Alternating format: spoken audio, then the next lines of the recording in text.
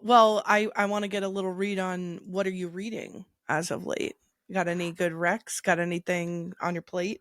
I started Alchemized. Mm, I did put it on pause while I was finishing Tower of Dawn. So that's the one that I'm like eager to really jump back into. mm. I do want to read Mate, that just recently Yes. came Oh out. my god. I'm so excited. Yes, I need to read that very, very soon. But I Mhm. wanna I wanna just like not be all over the place. I want to finish one book at a time. It's You want to hone in, focus in. Yeah, because Alchemize is a pretty big book, and I want to Yeah. be able to now that we are good with the Tower of Dawn part, Mm. then I can get back into it. Yeah. I through you sending me the picture of Alchemize and all that, I didn't realize that it was connected to Manacled. So I went down a rabbit hole of like Mm, Manacled to Alchemized, and even with all of the things that were taken out of Manacled, it looks like Alchemized is still a hefty book. yeah. Yeah, yeah, it is like 1,000 something pages.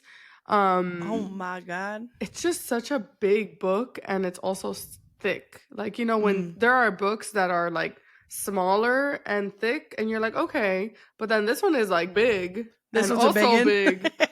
So it's big on all angles. If I had a nickel.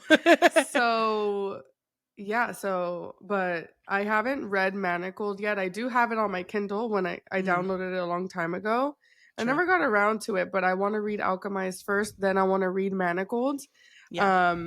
Because I want to like see what the literary writing is with like the officially published version, Mm. and then obviously feel more connected to like the Harry Potter world with Manacled, and with the characters and all that. So So you're on a journey. You're on a yeah, mighty thousands yeah. of pages long journey right now.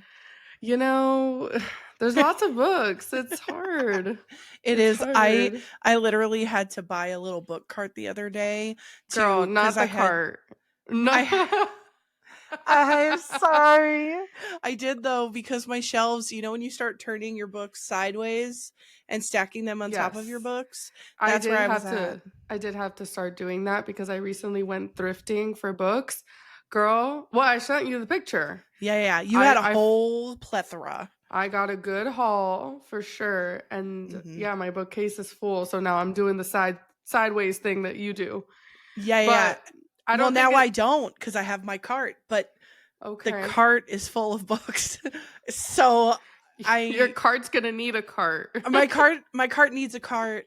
No, I've decided that until I can clear some space, I'm not we're not buying any more physical copies of books. Now, I does support that say you. anything about the Kindle? No. But I think But a Kindle buy is just better because it's not going to take up that physical space, and you do still mm, get to read the book that is not on Kindle Unlimited. Like yes. Mate, that's Yep. one that I'm like, okay, do I buy it in person or do I just buy it on Kindle? You know? Yeah. The way that I make my physical copy book buying habits work in my brain is I'm like, I want to support local booksellers, which is a thing I That's true. absolutely want to do. And if I'm 100% honest with myself, which we in counseling encourage people to be, Hmm. I also use that as a coverall excuse for buying physical books. So I'm Yeah. balancing, I'm learning. And I feel like the hack now is Mm. going thrifting for books. Like I cannot wait until I go to Goodwill again and see what other books I find, because I got like so many like amazing books that are poppin' that I've been wanting to read, and that are in Oh. like perfect condition. Oh. People just throw their books away or donate them, and Mm. another man's trash could be another man's treasure. Yeah, and if your So, trash is books, one, what are you doing? And two, yeah. that is definitely treasures for sure. Right. So I think the book buying, when it comes with like maybe secondhand thrifting, I would support that because you're not spending that much money, The you know? bookish math, it basically is no money at that point. If we're going by Yeah. bookish math, then it Mm-hmm. checks all the boxes and it's basically free. So Exactly. So, exactly. Well, I am glad that you had a most glorious book haul, and I am so excited to get to talk about Throne of Glass today. So, want to kick it off? yes. Yes, let's get started. Hi, I'm Yarlin. And I'm Katie. And this is Faye and Fables, a podcast hosted by mental health counselors who take a psych deep dive into your favorite fantasy and romantasy books. Today, we're going to take a deep dive into Tower of Dawn by Sarah J. Maas. We're doing the part one, the first Mm. half of this book. So, we first want to start off with some of the disclaimers and spoiler warnings. Please note this episode contains spoilers for books 1 through 8 of the Throne of Glass. Was it 7 or 8? I think it depends on how you count Assassin's Blade. It's everything Oh, okay. up to the first half of Tower of Dawn, however Okay. many that is. All the books since until the first half. So Throne of Glass, Crown of Midnight, Heir of Fire, Assassin's Blade, Queen of Shadows, Empire of Storms, and the first half of Tower of Dawn.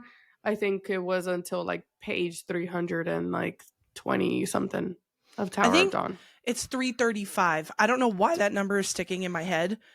You may know more than me about it. Yes. So, yeah, the first half where the book is naturally split in part 1 and part 2, which is honestly is awesome, works out for us. Yes. Additionally, several potentially triggering emotional and or traumatic themes may be discussed, which could be impactful or upsetting. So please take care of yourself and use caution if you are not in a space to engage with these conversations. Mental health disclaimer: this podcast is hosted by 2 licensed mental health counselors, but it should not be used to diagnose, treat, or address any individual mental health concerns or conditions. The knowledge, opinions, and experiences we express related to mental health are our own and should not be applied as treatment. This is just for fun. If you feel you need mental health treatment, please seek out your own individualized mental health care. The order of events for today will be our rankings and ratings, where we provide ratings for the book, plots and thoughts analysis, where Katie will lead us through the events of this book itself, while I guide us in better understanding the psychology of the characters along the way. Teehee moments, where we talk about what has us Twitter-pated in this story. I will tell you right now, may not be too great for this one. It was a desert. It was a desert. Girl. Therapy deep dive. So I'll expand out into the real world context, more psychoanalysis, and lead into the exploration of mental health concepts, and then our future thoughts and theories. Yes. With Yarlin, because Right. it's going to be a wild day when I can join in on the thoughts and theories. Like once we make our way through all Sarah J. Maas's stuff, Oh the yeah. first time that we can like co-thoughts and theory, like future Which thoughts I and think theories. will be. Oh, but you read All the Crescent City too. Yeah.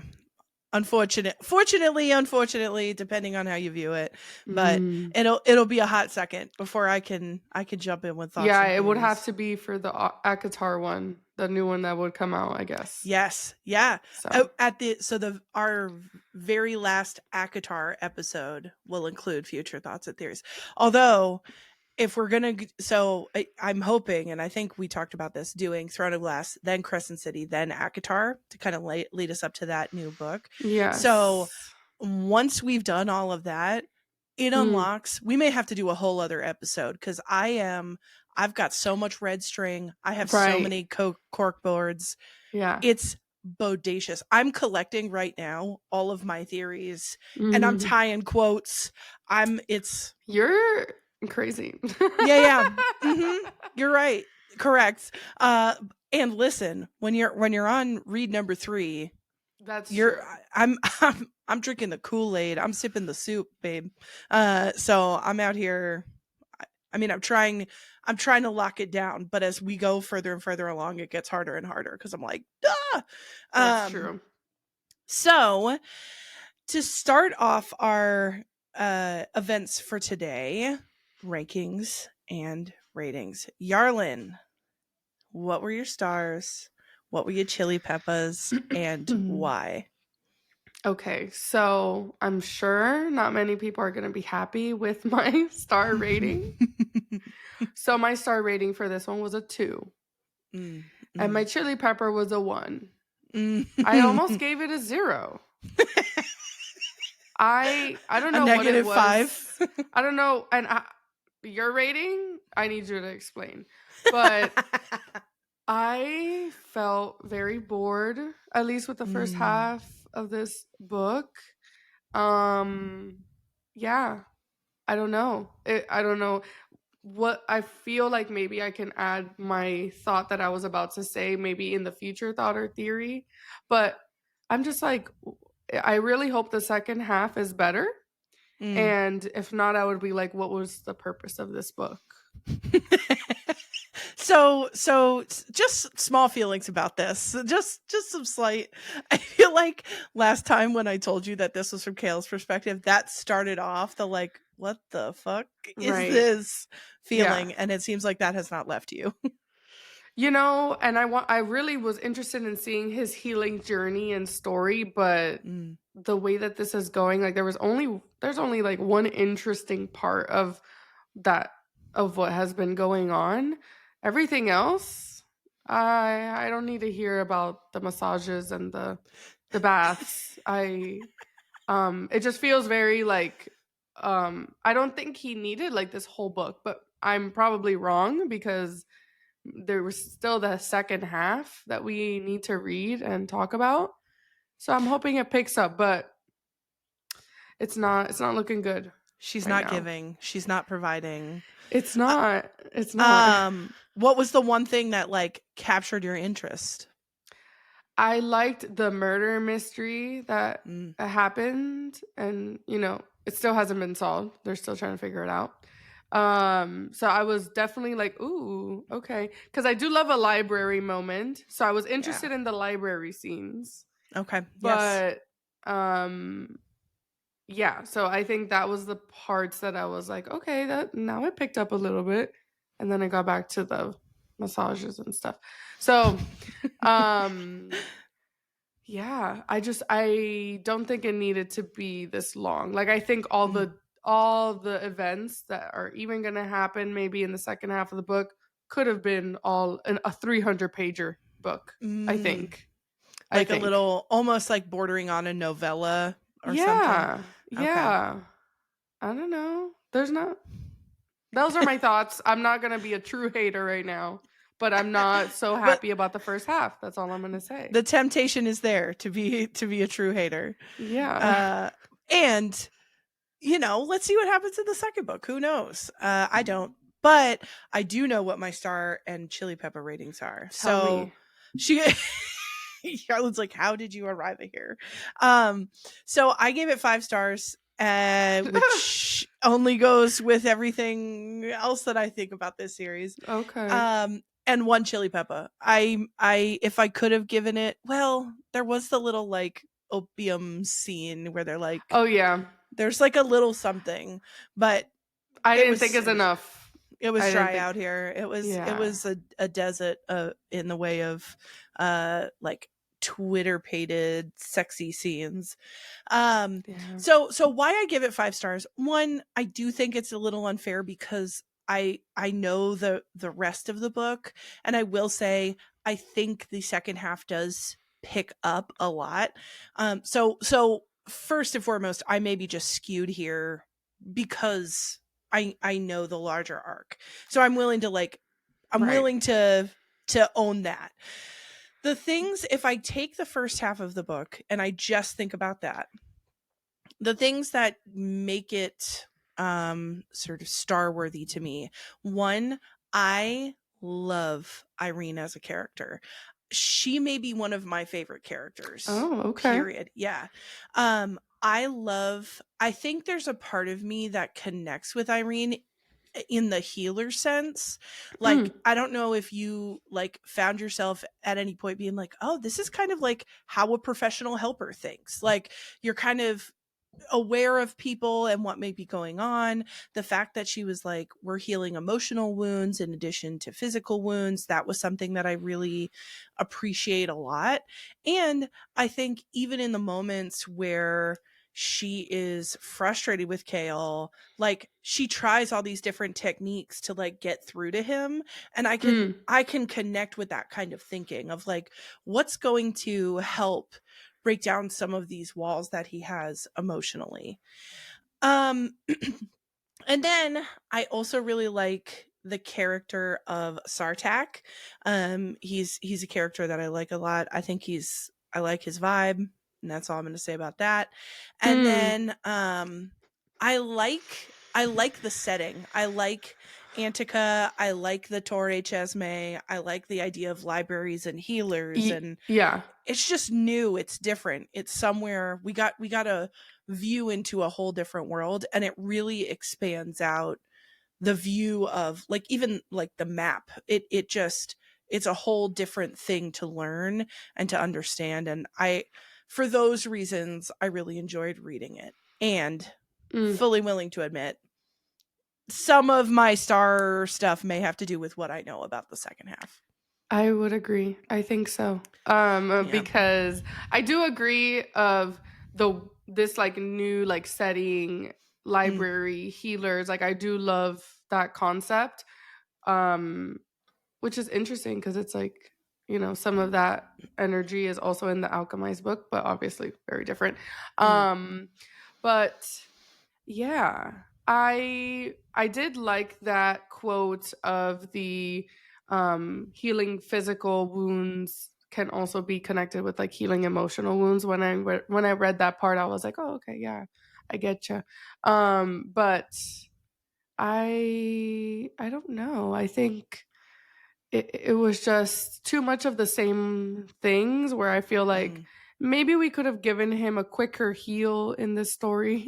I don't mm. know. I don't I know. will say the first time I read it, I was pissed that it was from Kale's perspective. Kale Yeah. really aggravated me Yeah. up until he started his healing journey. And I'm just talking about this first half. So I'm not even saying later what I Yeah. think of him, but at this point, I was I was at the point where I was warmed to Kale, period, where up until now I had been so aggravated with his attitude. So I think in some ways it makes it easier because he became more likable to me in this first half, but I That's definitely true. started in a little bit of a place where I was like, Kale, you better you better fix your attitude. Yeah.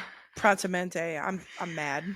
Yeah, I did like seeing him start like warming up and not being so grumpy. Mm, Um yeah, we will continue our thoughts and I will see where mm. you connected the 5 star maybe in the second half. But at least for this first half of the book, I will just say I think a lot of things could have just been um written down and like I don't think that first half needed to be that long. So I don't Yeah. know. And it's where you're at. And I think your commentary about some of the stuff being a little bit slow going is mega valid. So, Yeah. we will see how you feel in the second half. I'm excited. Okay. I'm interested to see how you're going to feel about it. So, Okay. uh in the name of helping us understand our feelings about these characters and the way the story unfolds, let's get into our plots and thoughts. And I want to start right from the beginning by saying every effing name I had to learn how to say. And I'm going to do my very best. Like, I had to do a whole wave of that with Aelin and Oh Rowan yeah. and Kale and Dorian and everybody. And now I had to do a second wave of that with all these new names, all these new places. I Yeah. I actually literally looked up and I listened to sections of the audiobook so I could properly pronounce these things. And I will say the way I was saying it in my head and the way it's said in the audio sometimes is different. So I'm going to do my Yeah. 100% best. Please bear with me. And I also even included like pronunciations in our outline. I'm like, I will not mess this up. But as we know, the great Manon Manon debate, I've Oh my messed up in the goodness. past. So here we are. So, all of that said, I will do my best. Please have mercy on me. We find our main characters, Kale and Nezrin, are two of our main characters in the southern continent, and specifically in the capital city of Antica. And they are there to meet with the Kagan, who is the leader or the sort of ruler of the southern continent.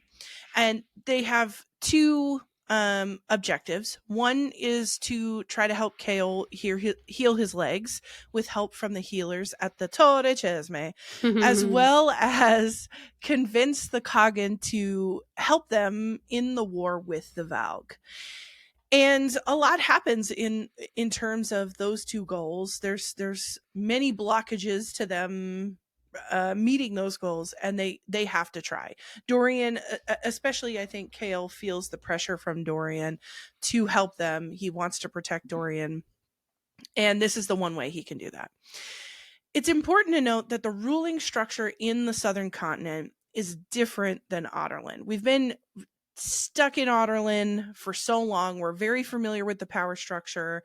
And now there's a whole other thing to learn about the southern continent. In general, and I'm not going to get into all of the intricacies because there's a lot that unfolds, but in general, the Kagan is the high ruler of the southern continent. And the way that rulership of the southern continent came about was previous Kagans conquering various territories in the region until they were under all one rule. The difference between the way that the Kagans rule and the way that the King of Adarlan would rule, or did rule up until he died, is that the Kagans allow each territory that they conquer to keep their culture, to keep their religion.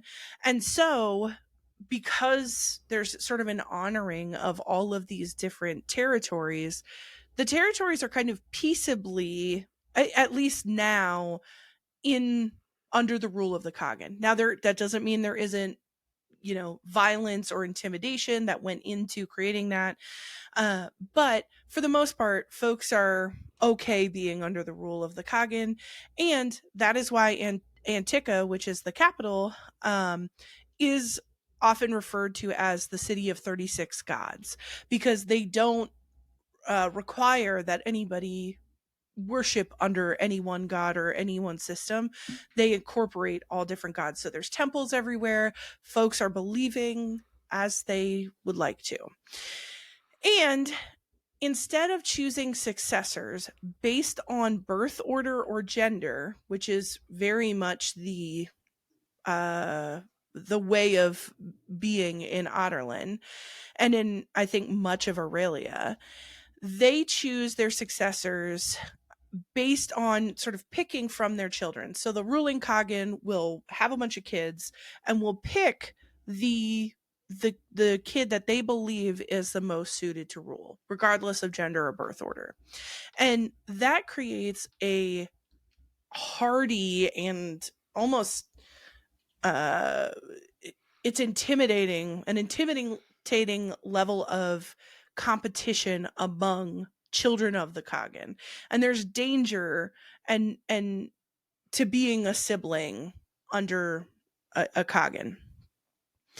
The current Kagan, whose name is Urus, has 5 children: Argon, Sartak, Hasar, Kashin, Duva, and he used to have a 6th child, Tumaloon, who died weeks before Kale and Nezrin showed up.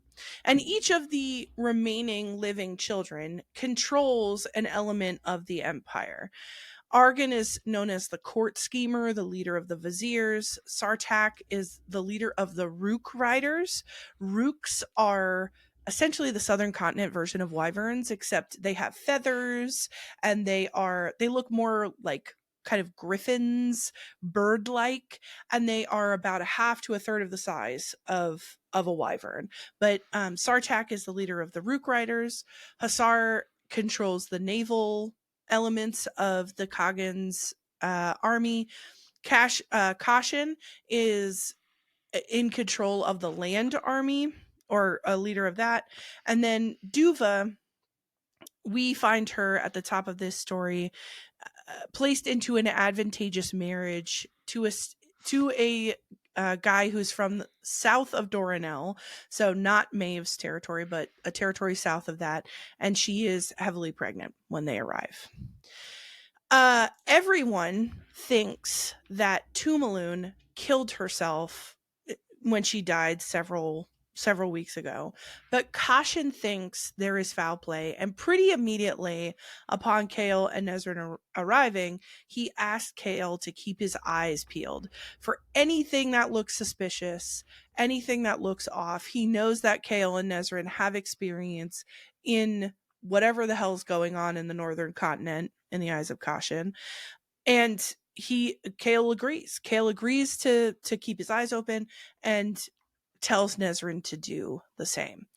I'm curious, Yarlin, for you, kind of like setting up this whole structure with the Kagan, this rule, the Southern Continent. Was there anything that stuck out to you, or that, like, what were your reactions to this whole other society in the Southern Continent?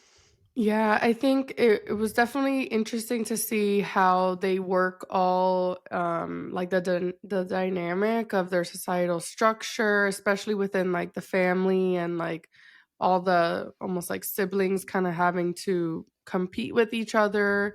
Um so I did think that that was an interesting take, and just like being able to learn all about like this whole other, that really helps you imagine like how big this whole world is, that Mm, was built here, by Sarah J. Maas. And it's interesting how maybe at some point it will all be connected.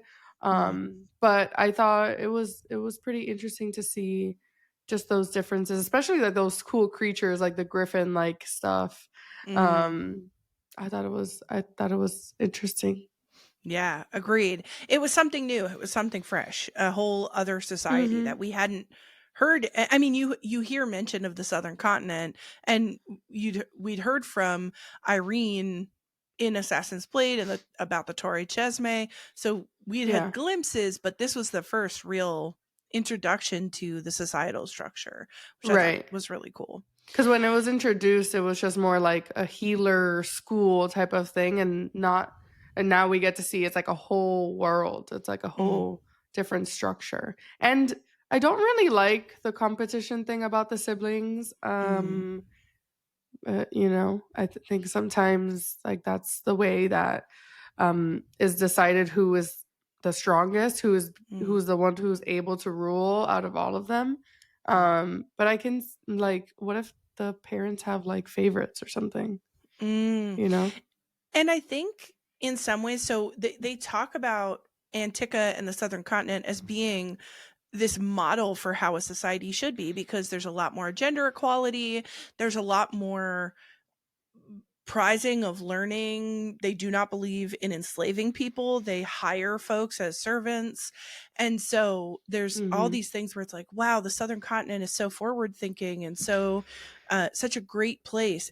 And it doesn't mean that there aren't problems. I Right. also am uncomfortable with the idea that you and all your siblings, if you're a child of the Kagan, that you're constantly in competition, and it's violent. It's Mhm. folks will kill each other to secure their position with the Kagan, or even kill their nieces and nephews, their children of their siblings. That is something that has Yeah. happened due to this dynamic. So it's important to highlight that Antica and the Southern Continent represent a lot of forward thinking in a lot of ways, but it doesn't mean that it's a perfect society. Yeah. Yeah. I'm sure there isn't a perfect society. Oh, yeah, not that I know of. Not whether it's fantasy related or real world. I've yet to run into one. Yeah.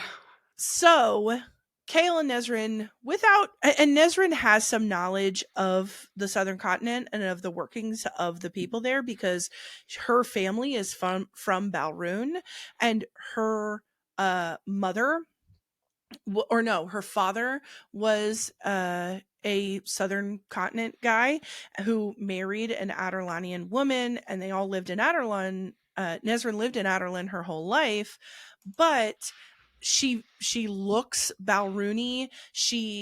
And she's familiar with some of the customs of the southern continent because of her father's heritage.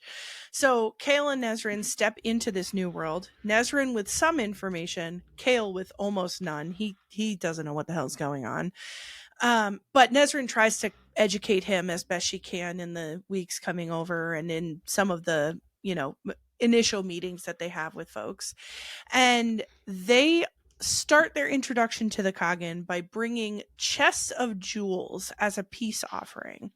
And they are attempting to get the favor of the Kagan and to sort of like grease the wheels on the potential for negotiations around their role in the war with Erewhon. Urus basically, when they come in and they're like, here are all our jewels. Urus calls it out for what it is. He says that he knows the money and the chests that they are offering him are coming from Aelin. They know who Aelin is. They know she was an assassin. And it becomes clear very quickly that the ruler of the southern continent has many spies in many territories. He has a good handle of what's been going on. Not 100% every nook and cranny of the situation, but he understands enough to know what this is. And he's clear that he does not want to get involved in whatever's going on in Aurelia. He could see that it's falling apart, that things are not right. And this starts a long stretch through the first half of this book of him avoiding meetings and audiences with Kale and Nesrin. And it's twofold. One, I think he wants to avoid the conversation. He doesn't want to get involved and he doesn't really want to talk about it. And also, he's mourning his daughter, and his wife is mourning their daughter. And it's clear from the start that his wife and the children's mother is really struggling. She's really not seen in public at all, not period. And the Kagan is very cognizant of being with his wife at this time when they are mourning. And you could even see this there are mourning banners all around the palace. There's signs that the family is attempting to engage in mourning rituals as Kale and Nesrin roll up. The second part of their mission is to get Kale healed up. So they ask about a healer. And this is a request that the Kagan is more apt to fulfill. One, because I think it's not fraught for him, but also it's interesting because the healers in the Torre Chesme exist a little bit outside of the Kagan's rule. Like, he doesn't command them to do anything. He requests their assistance on things. And the Torre has been around much longer than the current Kaganate system. So he essentially says that. He's like, you're going to have to ask the healers because I don't tell them what to do. And the healer on high, whose name is Hafiza, asks Irene Towers if she'll take on Kale as a patient. If we cast our minds back to Assassin's Blade, Irene Towers is the person that Aelin met in Inish, who helped teach her how to fight, and who gave her the money to come to the southern continent in the first place. Irene had been stuck in Inish for about a year and couldn't get the funds together. And Aelin essentially left her money and left her a note that said, the world needs more healers. And what's so, I think, sweet and cool for us as readers is throughout the whole time, Irene keeps going back to like touch this note in her pocket. She keeps thinking back to the stranger she met in Inish. And as readers, we get to be like, it's Aelin, it's Aelin, it's like, Yeah. we're like, oh my God. So we could see the connection between them. And even through Kale. Kale doesn't know that Irene that Irene met Aelin, or that the note that she has in her pocket is from Aelin. So it's just this kind of cool, but also like, Irene, come on, ask Kale about it. Take the note out. He'll know. Like, you can see the connections, even if they can't. And Irene, if we kind of cast our minds back to some of her history is from Fenharrow. She's actually not from the southern continent. And her mother was murdered by Adarlanian soldiers when all of the magic wielders were being hunted down by the king of Adarlan. And so Irene has a lot of bitterness around Adarlan. She loves the people of Adarlan. She wants to help them. She wants to fight evil in Adarlan and heal people. But she also has deep hatred of the king and Mhm. has a lot of hard feelings about anyone who was kind of connected to Adarlan when the king was doing these terrible things. So when Haviza says to Irene, you should go heal Lord Cale Westfall, previous captain of the guard and hand of the king Dorian, she Yeah. has hard feelings about that. She doesn't want to do it, which I get. I wouldn't want to do it either. And she Yeah. hates the fact that he served the king. I think that's definitely a good thing to connect with, even in the counseling space when we have, clients who, let's say, have differences in us. Mm, And, especially like when it comes to a lot of like the political difference and a lot of those value differences that come up, where we have to, and obviously this is a fantasy book, but at least in the real space, where we have to put aside our own kind of values and be able to not let that be in the way or damage someone else. So it's being able to, help the client process whatever they're going through and not let our own opinions and the way we feel about things kind of get in the way with that, because we're not here to debate with our clients, and we're not here to talk about our differences or be like, no, this person believes this, so I'm not going to even see them. Like mm, that is not what we should do, and that's not what a good ethical clinician would do. So it was interesting to see how here, like, even in this book, like, your healing powers and your healing abilities, that is the primary function, that you do have to be like, okay, like, this person needs me and I'm being asked to help this person. As much as I hate where he comes from and like possibly what he was a part of, I have to maybe put that aside a bit. And those feelings are going to be really hard. So, whether Irene has her own supervision, but well, and I think Hafiza is, right? yeah. So much and I like that you tie this kind of mental calculation she's making to what you would see in the counseling space. It very much is. If Oh, yeah. somebody, if someone, has ideologies or experiences that kind of cause a twinge for you or like, "Ooh, I I don't feel that way at all," or "I don't agree." Um Yeah. it is so important for counselors to learn that bracketing, and that's what Irene's doing. She's Mhm. choosing, can I bracket my values? Can I bracket my stuff to be able to show up for Kale? Yeah. And she ultimately decides to see him with some encouragement from a Hafiza. Hafiza asks her, she says, listen, I know you're leaving for Otterland because Irene has finished her training just recently and wants to leave for Otterland to help with the war. And Hafiza, I think, is butthurt by that. She wants Irene to stay and to be what's called her heir apparent, meaning that Irene had the opportunity to become the new Hafiza. And Irene says, no, I want to go to Adderlin. I want to help my people. And Hafiza respects that, I think grudgingly. And she says, listen, before you go to Adderlin, you're going to run into people. You're going to run into Adderlin soldiers or people who were previously Adderlin soldiers.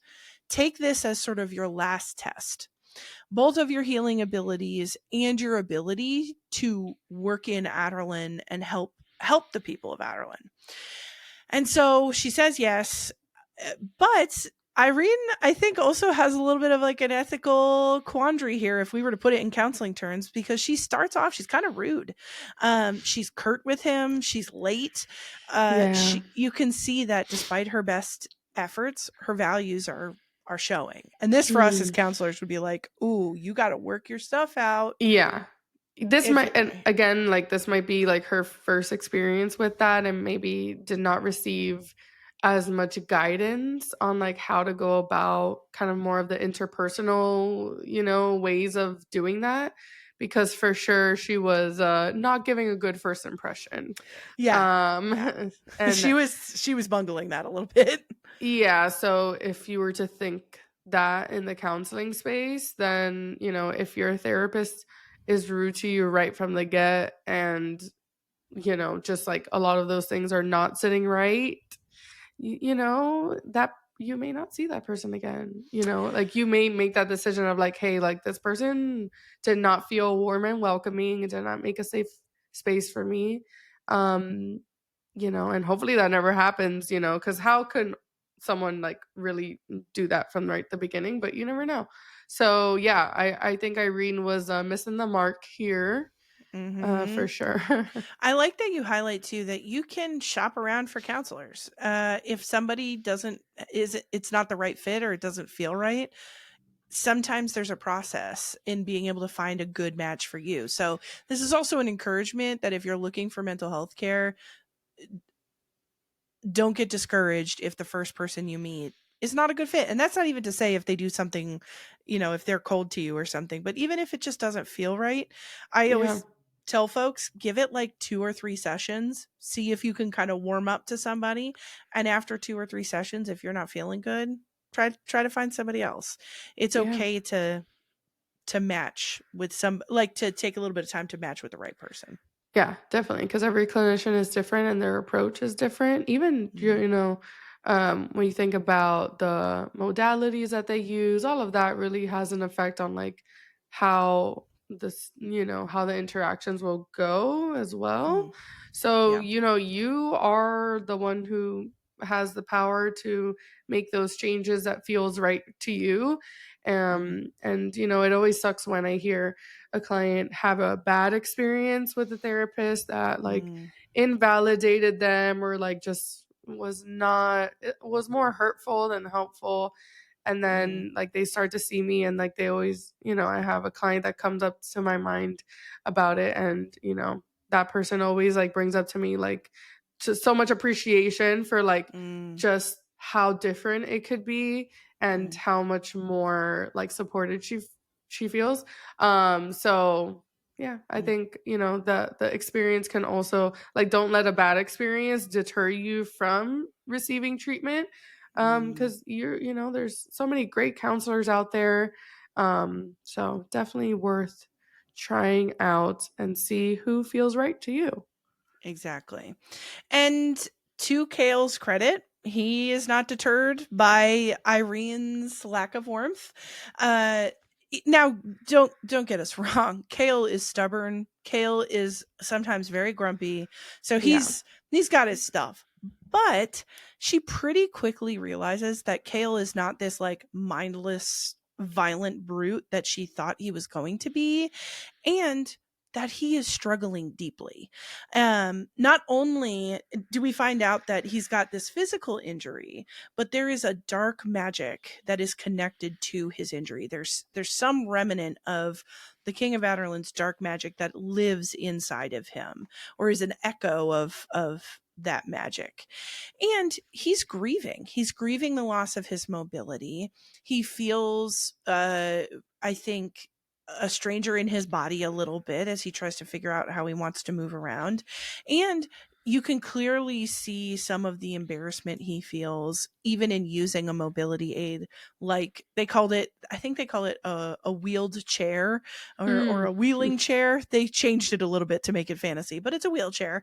Um, he feels embarrassment about that. He can't even look at some of the guards that are standing around because Mm. he's Poor guy. thinking about the time when that would have been him, that he would have been guarding, and he's very used to using his body in a certain way, and now it's different. Yeah. And she agrees to work with him, and she warns him that for this injury, healing is going to be both physical and emotional, which he starts by denying. He's like, nope, not going to go there, not going to talk about it.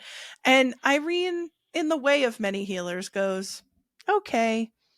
but I think you're gonna have to though. Like, there's uh, a foresight that she has about his need to talk about things, and is like, okay, sure, you can deny it now, and it it will come out, so be ready. And he keeps going, no, no, no, no, no. But she lets that slide. She lets him think that, and they begin healing, which is incredibly painful and incredibly draining for them both.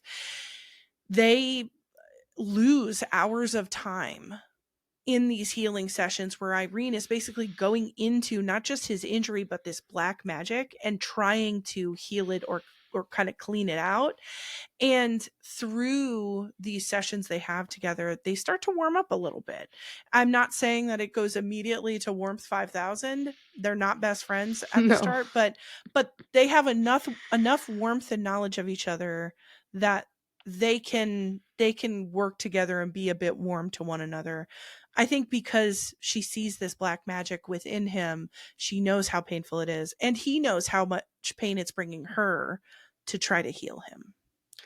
Yeah, and when you brought up the kind of the denying the emotion part of healing, like that just brings you into the counseling space, and how definitely there are clients who do come to therapy and feel as though like talking about some of those like emotions and all of that is either very new to them, and there's a lot of pushback maybe in the beginning, and things Mm, that they're not willing to work on right in the beginning, and we are not there to force them into the healing and talking about something that they just don't feel ready for. So mm, definitely there's us as counselors, we, psychoanalyzing is kind of the thing that we do. So we can definitely, right from the beginning, tell when, like, okay, this is something that this person needs to maybe talk about, or this is something that they're having a hard time with. So we can definitely mm, get some of those signals, just from the first time of meeting someone. So it's interesting, like kind of how we meet the client where they're at. We're not there to force any type of, yeah. progress, or, it's really all up to the client. And there are times where we can challenge them. And, if it feels like a trusting moment, like you also have to build the trust to really be able to work on some of those things. It doesn't happen right from the beginning. Mm, So, I think that's an important thing to note, because right here, just for them meeting the first time, like, of course, he's going to be like, no, like, I don't know what you're talking about, emotions. I'm a soldier. Like, fix me physically, but the other stuff, don't worry about it. yes. Yeah. Yeah. I think it's super fair as you're saying that. I'm like, you're right, that he doesn't want to talk to somebody he doesn't know. Yeah. He doesn't want to talk to anybody, let's be clear. He doesn't want to talk about it. He's And upset. He's going through yeah, lots of things. and she and we as clinicians are asking a lot of folks that you would meet me a couple of times and then want to tell me a bunch of stuff. So Yeah. recognizing And she was also rude. That's she already was starting late. off on the wrong foot. She was late, she was rude. She Yeah. didn't yeah, she didn't, and she knew it too. She said, like, you can hear her internal dialogue, Yeah. that she says to herself, like, wow, I did not handle that appropriately. And Yeah. she course corrects a bit with help from Hafiza. Hafiza's kind of there at a couple of pivotal moments to be like, yo, you need to like check yourself before you wreck yourself. And eventually she finds her footing, but it's interesting to see her Yeah. be thrown off in Yeah. that. I did also, that was the part that I liked about this book, was like You the eye roll was so severe. vicious. Um I did like the representation of Mm, disability in this book, and kind of the waves of feelings that, someone can be experiencing, like grieving their past functions. And at least in Kale's situation, like he may hopefully be healed at some point, but really, because it's all up in the air and it's unknown, like he's feeling really sad about it. And mm, just the fact that he's avoiding even looking at other soldiers and stuff, like you can tell, like it's just hard. You go your most of your whole life and having all those functions, and then from one moment to the next, you not having it is a really big shift. So, I personally have never seen anyone with kind of like either like some of those big like medical traumas or like disabilities, but we can see how like even in the counseling space, like individuals who have a lot of trauma or like big difficult life changes in the beginning, it's something that definitely takes a lot of processing and difficult. They bring up a lot of anger, a lot of resentment, Mm, inability to see change in themselves. And it takes, I'm sure, many years, especially for maybe the disability individuals, to find their confidence and their self worth connected, with doing the mm, work, whether they go to therapy, or whether, even with maybe like physical therapy, if they work on other type of strengths. I think focusing on their mm, strengths aside from like maybe what happened to them, can mm, help them feel confident and feel like, okay, like this horrible thing happened to me, but these are all my other strengths that I have, and my life is still worth living. mm. So And I think I like that you bring up the disability component. I also love the disability representation here. And I like that it gets into the intricacies of what it is to be someone who's disabled who has a mobility aid. And like one great example is folks who like touch his wheelchair or try to maneuver him without his permission. oh That yeah. is such a big dynamic for folks who have wheelchairs that I've worked with, is like, don't move me around. don't Yeah. don't treat me like a prop. Like, let me Mm, have autonomy. Let me move yeah. through the world the way I want to move through the world.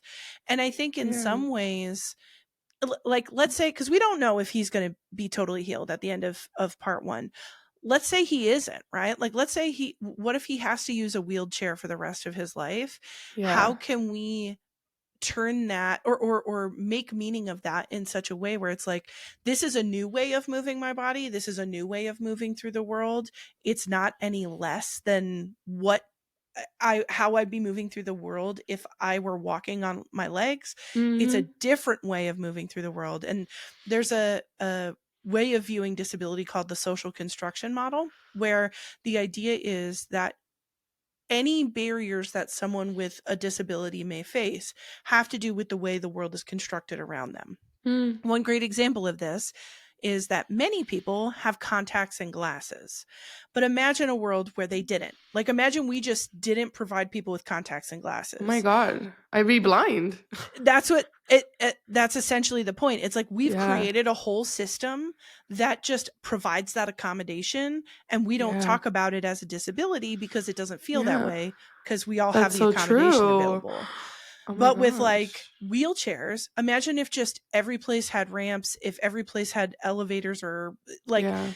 lifts, if we treated some mobility dynamics the way we treat glasses, maybe we'd be talking about it in a much different fashion, and we would just be saying, oh, like, I'm a person who has a mobility aid, but it doesn't impact the way that I move through the world. But that Yeah. has to do more with the world itself than it does with the person. So Yeah. I think what you see Kale navigating is people's assumptions, people even like talking down to him. And I like that even he creates a connection with one of the guards, Shen, who had his arm amputated Mm. from a bit below the elbow, but he's still a guard. He has an accommodation, he has a prosthetic. And at one point, once Kale figures this out, because he won't even look at the guards initially, so he doesn't track that Shen has a prosthetic until Mhm. much later. And it kind of shakes Kale for a second, and Shen can see it in his eyes, and he said, I'm not any different than 5 seconds ago when you didn't know that I had this. He doesn't call it a prosthetic, but he said, I still was able to help you mount your horse 10 minutes ago before you ever knew that Oh, I yeah. didn't have a hand. So don't look at me any differently now that you know that I Yeah. don't.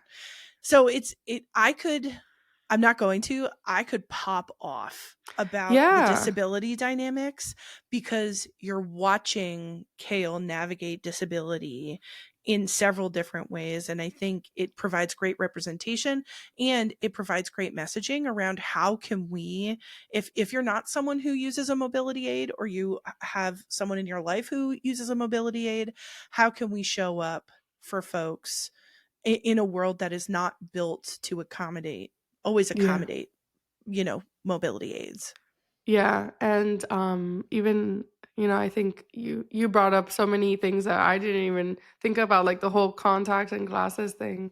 Like, that just seems so much more accepted almost, and just part of, like, okay, like, as a little kid, I mean, I've been wearing glasses since, like, maybe elementary school or something, so you don't think about how, like, wow, like, if I didn't have this, obviously I wear contacts now, but if I Yeah. didn't have this, how would I move through the world? Like, that Yeah. is, you Or know imagine if someone approached you wearing glasses or contacts with like aggravation, or talked down to you if they saw you in glasses, if they were like, "Hey, are you okay? Can you see?" Like, Yeah. think of some of Oh my the gosh. things that Yeah. folks with mobility aids go through, and imagine if they did Yeah. that to you because of your glasses. And you can quickly start to like be like, "Oh my god, the dehumanization, the Yeah. infantilization." It's Yeah. so I think whether or not Kale regains full mobility, I think powerful part about Kale's journey is that in this first half is that he changes the way he approaches his disability Mhm. without necessarily having full mobility. He, by the end of the first half, sees himself in a much different light than at the start of the book, where he is deeply embarrassed. He's Mm. deeply Yeah. insecure about the way he moves through the world. Even the sound of the clattering of the wheels is Oh, like yeah. nails on a chalkboard to him.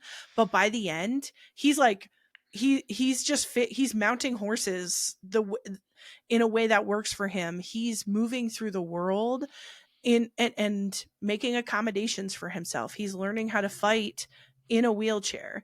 And there's, I think, a sense from him that like the world doesn't stop spinning just because your mobility level changed. And I Yeah. think that is a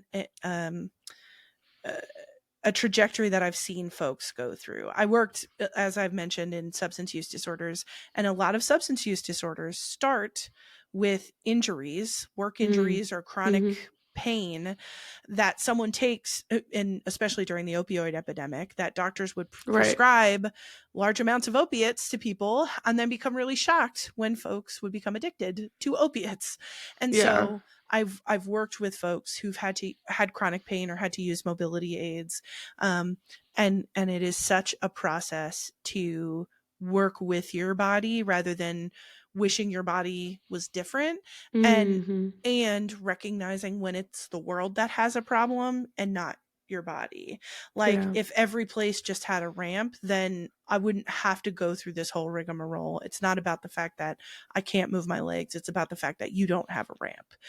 Yeah. That's who has the problem. And so Yeah. helping folks situate kind of where the struggle is coming from outside of Right. themselves. And removing that, like, self-blame and, Mm, like, just negative self-talk that you may have about yourself, like, "Why am I like this?" No, it's mm, the world, the society should be able to accommodate those, who have those changes that need to, like, versus making it more difficult, so and I think, yeah. another piece that was I remember reading a little bit about, that Irene asked him about whether he would like more of like the sexual part Mm, of like mm, if if it still works. mhm, So that's another layer of it too when it comes with like mobility or disability where that could affect like their relationships and also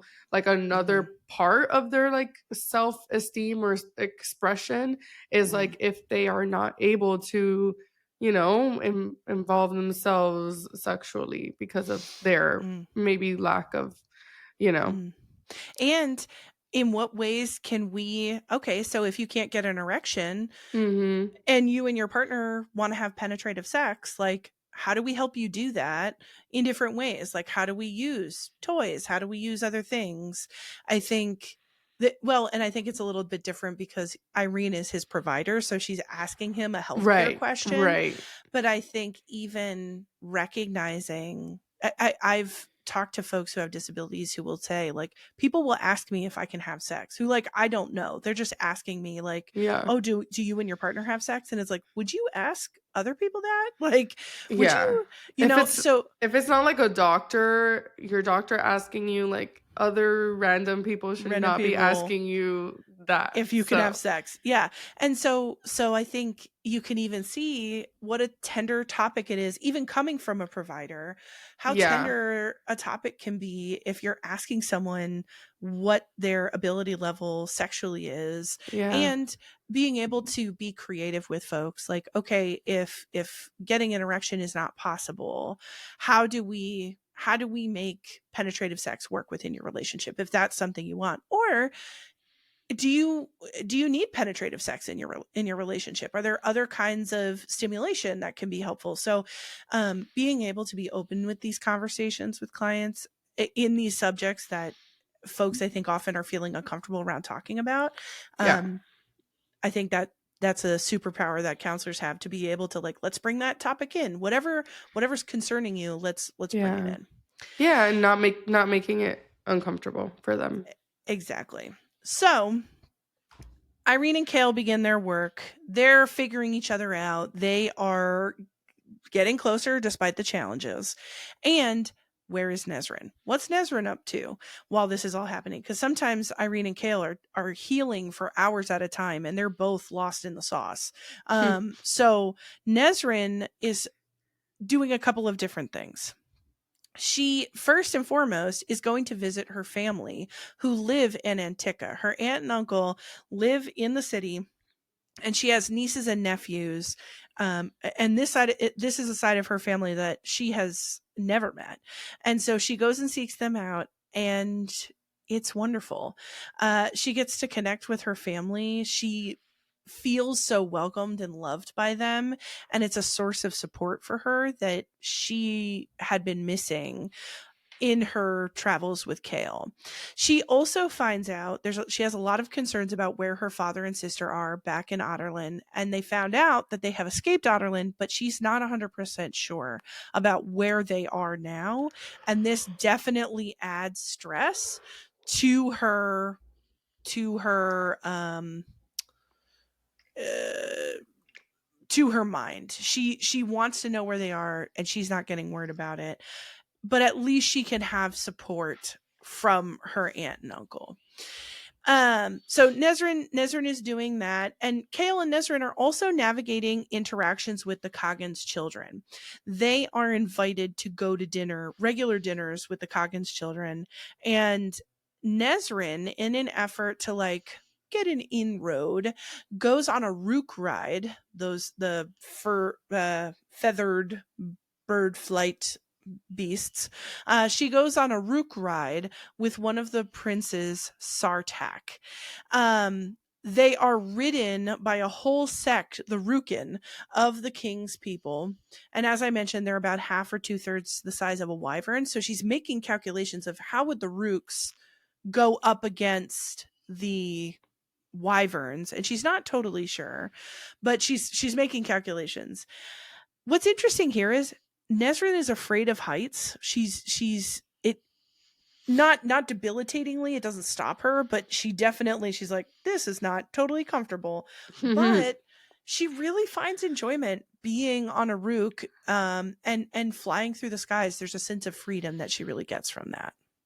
Yeah, and, when that was mentioned about, like, her fear or, being scared of being up in heights and stuff, like, obviously, like, overcoming a fear is also some things that we do in the counseling Mhm. space of being able to, like, process what are those fears, maybe where did it come from, and, like, what are some things that are holding back our clients because of that fear. So, there are things like exposure therapy, and Mm. this, in this book, and that's a little bit of what's going on. Like, even though she's aware of some of that fear, it's not going to stop her. She goes on the route and she has a great time, and maybe because she also has like someone else, there, like that's also like a way where she feels more comfortable. But yeah, that's also something that we can also practice in the counseling space. And um I mean, I myself have been afraid of heights my whole life. And, there are some roller coasters I don't get on, but for flying airplanes and stuff, Mm. I don't fly them myself, but, for flying. Wait, you're not a part-time pilot? No, actually, apart from all the speculation, I'm not. Um, the many the many messages that we get asking, is Yarlin a pilot? And every time we have to say, how can we get on the no. next ride? How can we catch a flight with Yarlin? It would shock you to know that she's not a pilot. Yeah. So, but yeah, there was, being able to face that fear, at least with like going on airplanes and stuff, like you're not going to let that fear, at least for me personally, I wasn't going to let that fear deter me from traveling, because it's something I love to do. And yeah, so that's just something to point out, like where, some of that fear can also be something to work on in the counseling space with your counselor. And to decide when it's worth working on and when it isn't. Like, I like that you highlight, I don't have to go on every roller coaster to be fulfilled and happy. Right. I do want to get on airplanes to be fulfilled and happy. So helping Yeah. clients to go, okay, what kind of tasks do we need or really want to do? And then how do we get ourselves to that place? But it's not about, you don't have to ride roller coasters if you don't want to, or pick the fear. There are certain Yeah. things we don't have to subject ourselves to. And if Yeah. it's getting in the way of our functioning, our happiness, our ability to meet our life goals, that's when we really start looking at, okay, how do we get you do some exposure to this Yeah. feared stimulus? Yeah. So, and especially, when there are fears that can affect your everyday life and your hygiene, and even just like your way of living, where, there are individuals who have the fear of like leaving their house, and that can really affect them and their life. So, obviously there are more intense work that can happen for those who feel like their life has really been impacted by those fears. My roller coaster fear, it's okay. I'll ride a few. I don't have to ride the Hulk, but I could do it.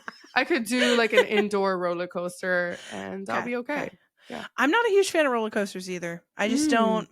It's not fun enough for me to like. Yeah. I can't do the ones that you are so high and you can see everything. I can do the indoor ones, like Okay.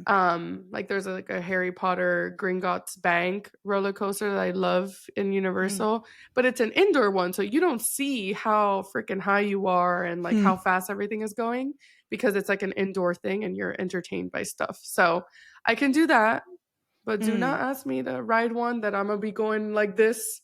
No. Yeah. That's not happening. I think the worst part of a roller coaster to me, it's less of a heights thing for me, and it's more of an anticipation thing. I hate when it's like and you have so much time to look around, to think about where you are. I also don't like death. Yeah, I also don't like Ferris wheels for that reason. Like, I'm not a fan of like, oh, look, the one bolt that is holding me up from sure death. I don't like that. If you're going to put me on a roller coaster, fling me around for 2 minutes and then set me down. Don't give me a chance to think it through, to have contemplations. Just fling it around and be done. And I don't even like that enough to really seek it out. So, I can't even remember the last time I was on a roller coaster, to be honest. Yeah. It's a lifestyle, and one that I'm not familiar with, but we support those who seek that thrill that only comes from a slow contemplation of your own mortality. There's something out of it that people really do get, and I support you all. It's not a choice that I want or need.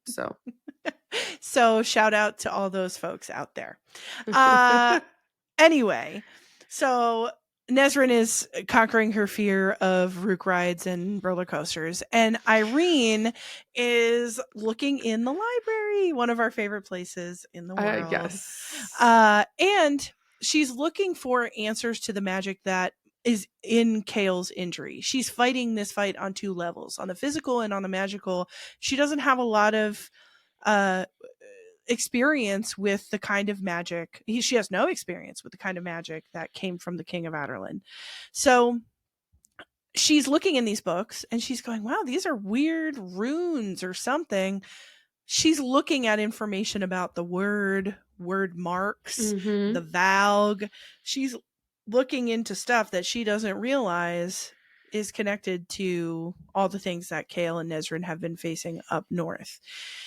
And one night while she's studying, she it's very late at night, people are going to bed, they're getting cozy, and she all of a sudden gets like a prickle on the back of her neck, like she's being watched. You know that feeling when you're like, I just feel like somebody's watching me? Now this is the part of the book that I actually enjoyed. You So locked in. This is I where locked in. I was like, "Whoa, who's watching her? What's happening?"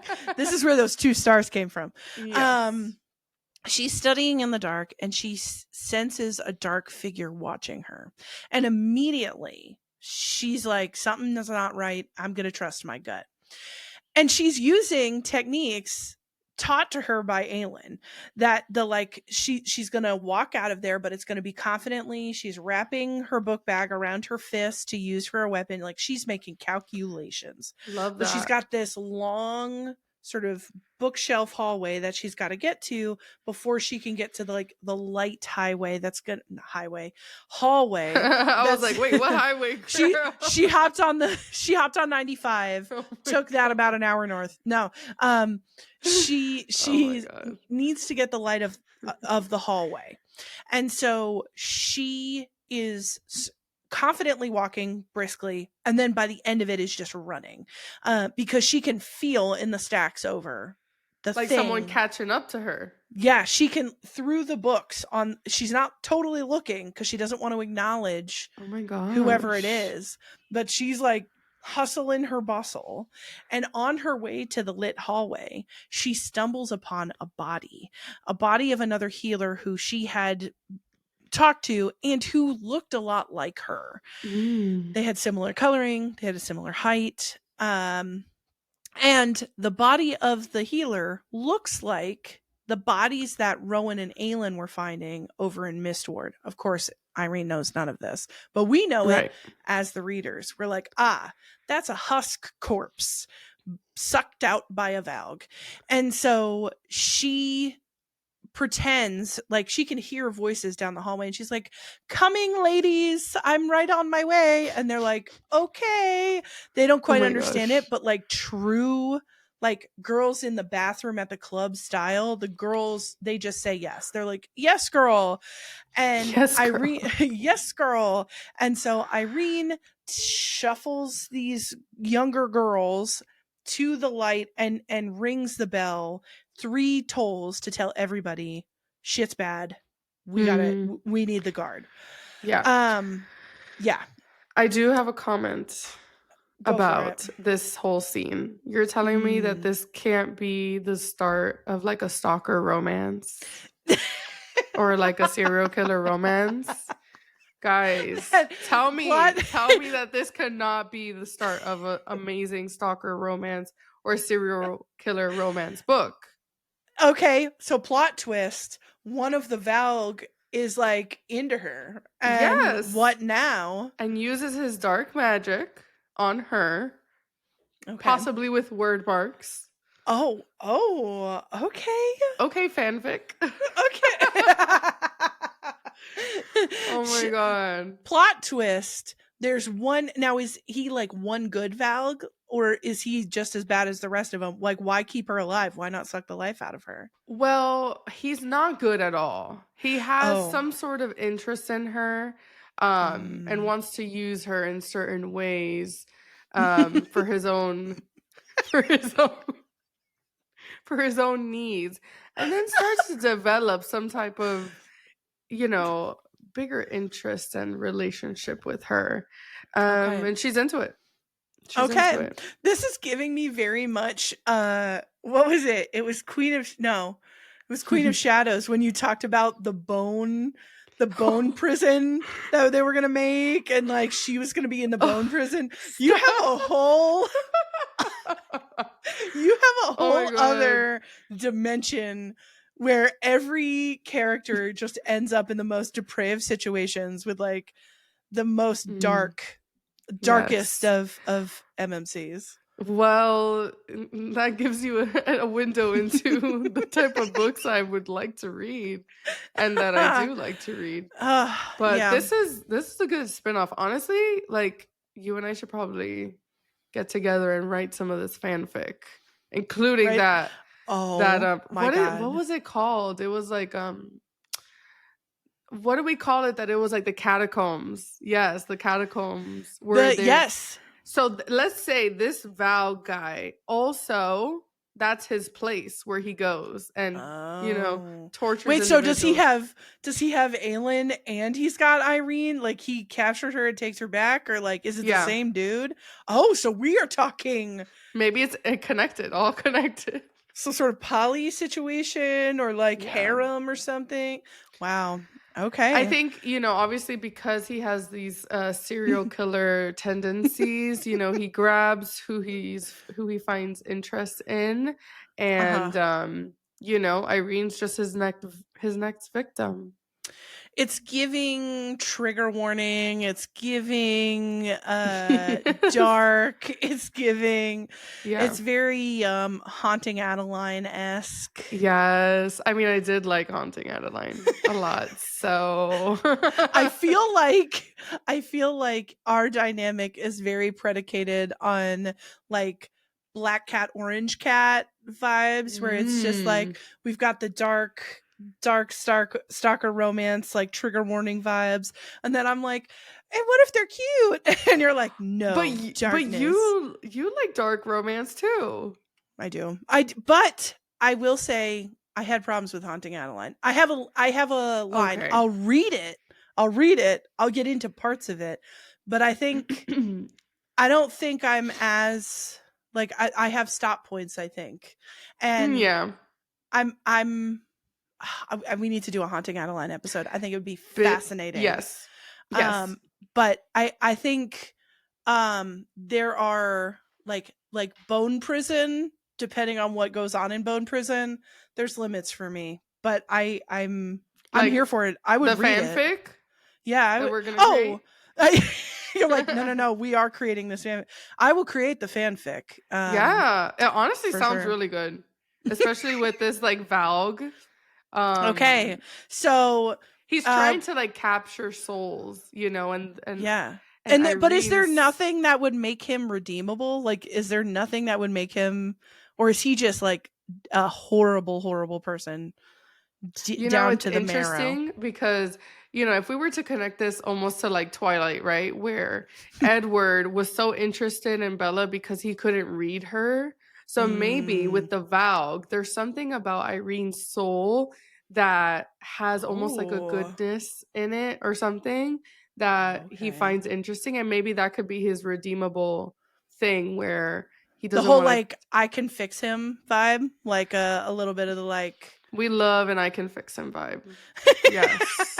Yes. Now, we do want to highlight that we don't actually recommend any of this for your real life. No, But this is fantasy. what we can do is read about it. That's how we Yeah. that's how we make it happen. Well, okay, so you and I are writing a fanfic about the soul-sucking Valg that actually is her MMC. But in this world, Yes, we'll go back to the real plot, but we're here. We're right here. we're locked. We're eye to eye. We're the telepathy right now. We will Um schedule a consult meeting. we will schedule a writing meeting for our Yes. fanfic. Actually, maybe like for Christmas I'll write you a fanfic about it or something. So Yes, that you're way you so could good at just like those.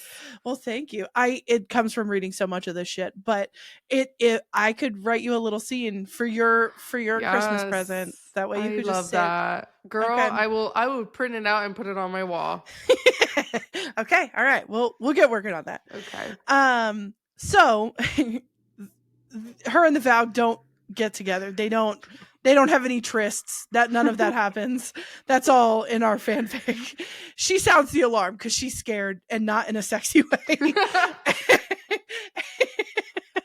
And the guards of the palace of Antica come and guard them because they're scared, and no, there's no sexy Valgs. Um the next day at I'm already imagining like what they would wear, like this black hooded cloak where you can't see their face, almost Ooh. like a Dementor. Okay. Now, do they actually look like Dementors under that hood, or are they hot? No, obviously they're hot and tattooed word marks all over them. Obviously, they're hot. Obviously, long, dark hair underneath.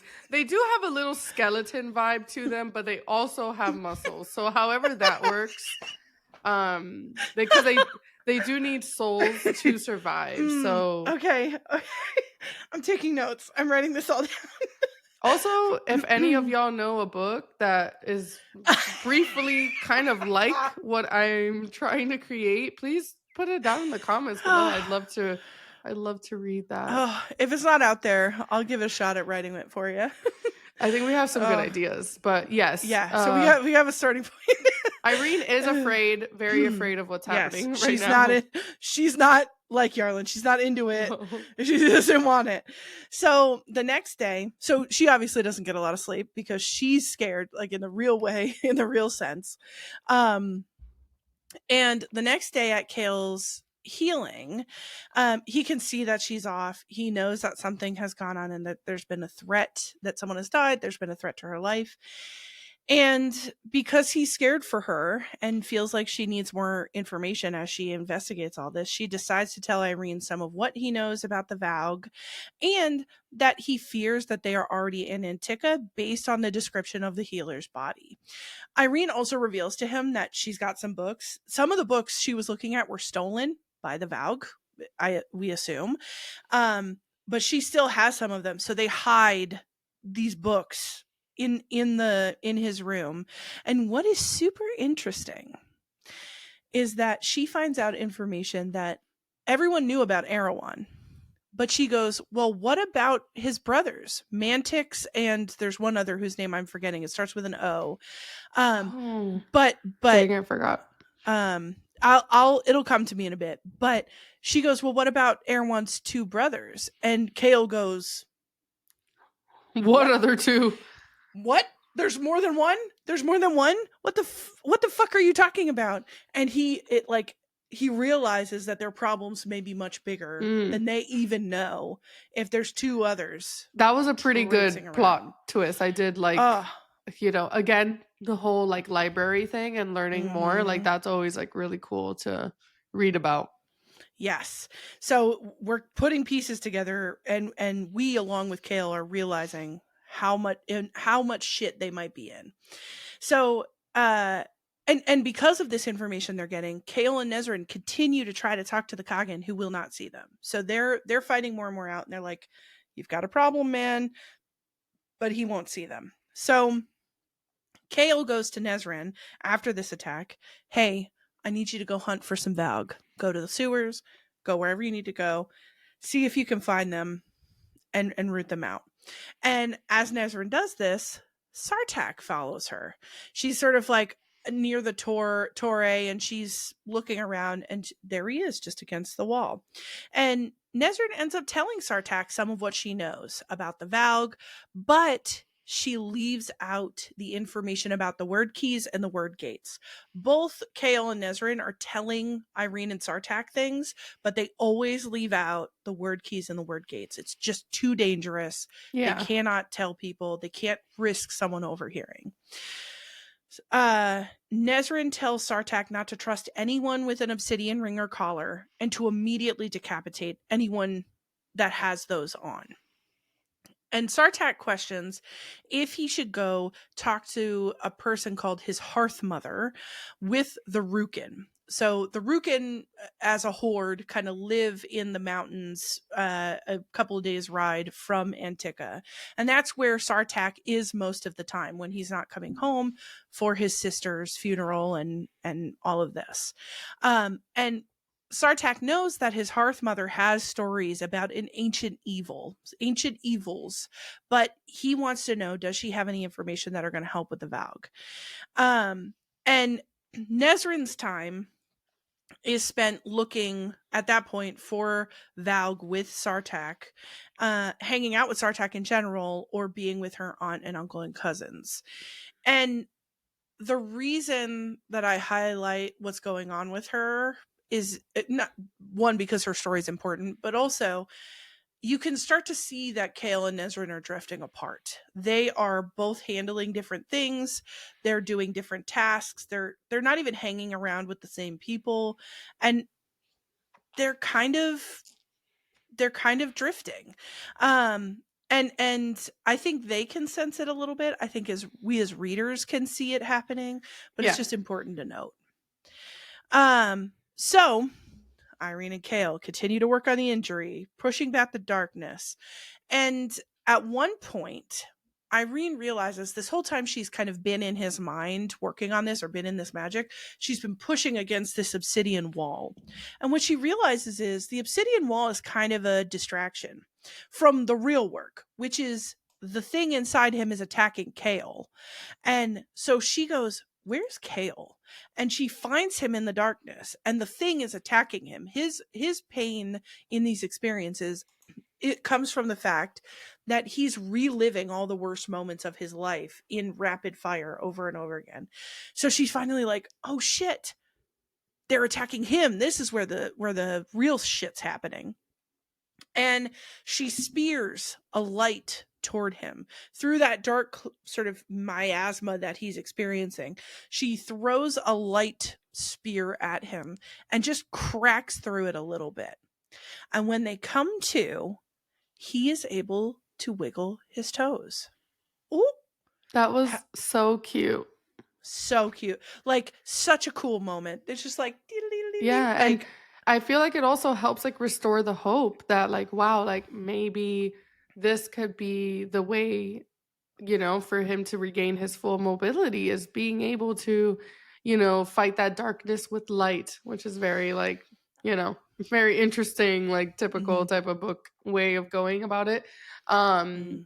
so yeah, I definitely, as a reader reading it, I was like, oh shit, he's wiggling his toes. And that's something that, like, throughout, like, she's constantly reminding him of, like, did you wiggle your toes today? Babe, did you wiggle your toes? And he's constantly doing it. He's like Yeah. pushing his toes against the tips of Yes, his boots. queen.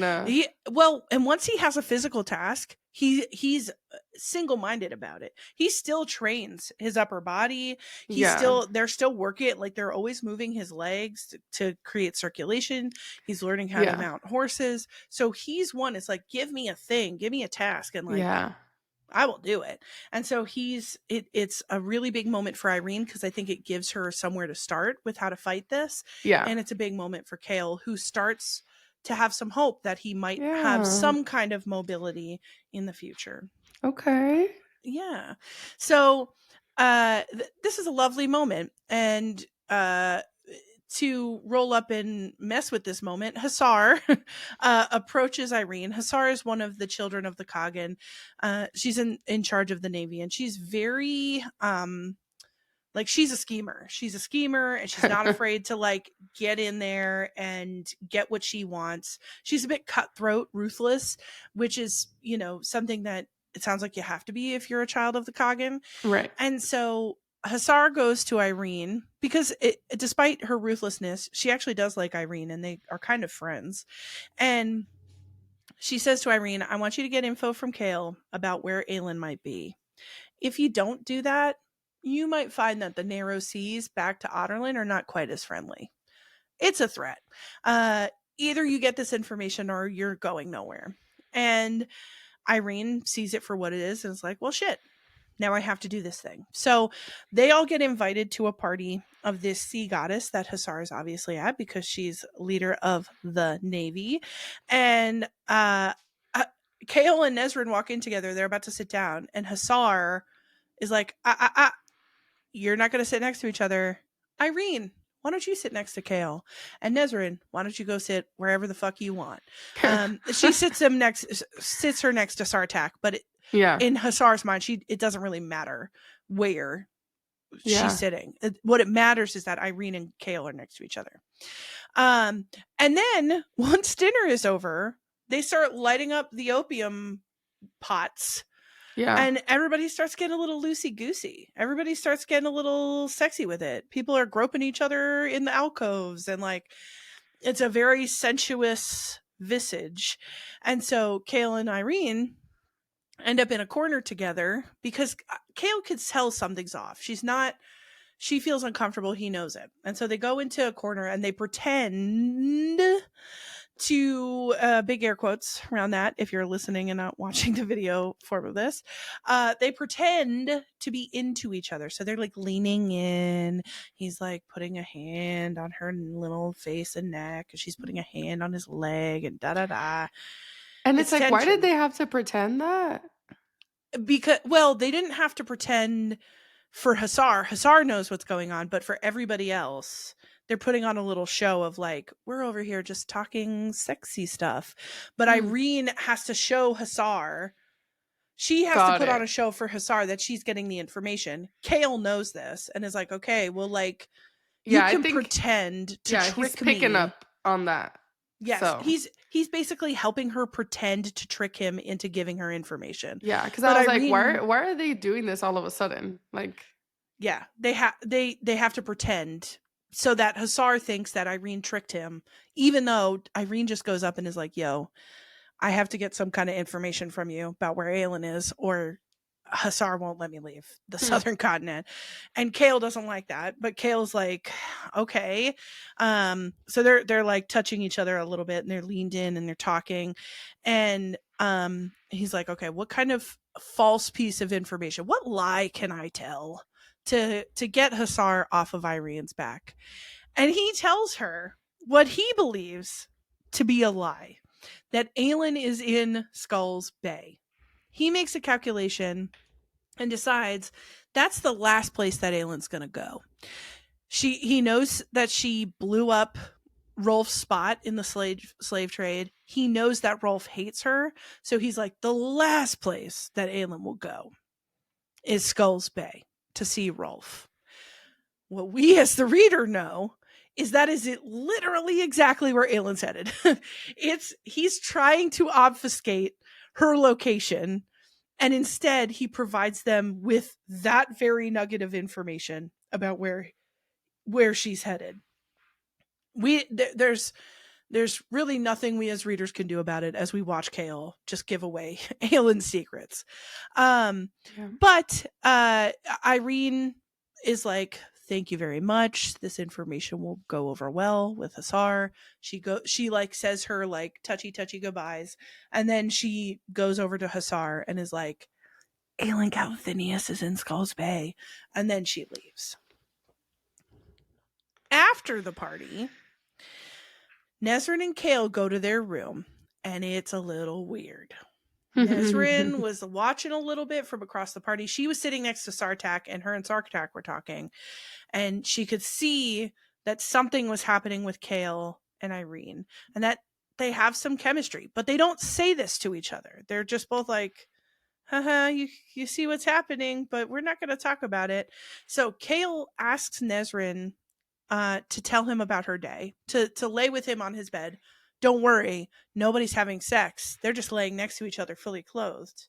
They're just talking. Why. They're just chatting. There's nothing going on here. And I mean that quite literally. That's not sarcasm. Nothing happens. They just talk. And she tells him about his day, and she goes into detail, but under the undertone of that still is like, I see you, like, I see what happened. I see it. And Nesrin talks until they both fall asleep. Meanwhile, in the Torre Chesme, Irene is hot and bothered. This steamy opioid party has her feeling some kind of way. And she tries to sleep, but she can't. And she's rustling around and she's hot. And she can't Oh sleep. my She god. finally does a little disc jockey, a little self-care, if you will. And it doesn't help that much. She's like, that, whatever. I don't feel that much better. Right.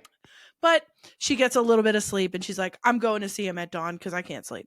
She walks in. She like, you know when someone knocks but they open the door anyway? It feels kind of Yeah. like that. Yeah. Give it a little knock, open the door, and Kale and Nezrin, in their clothes, are rumpled up in bed. I think he doesn't have a shirt on because he Yeah, doesn't he doesn't have a sleep shirt with a on. shirt.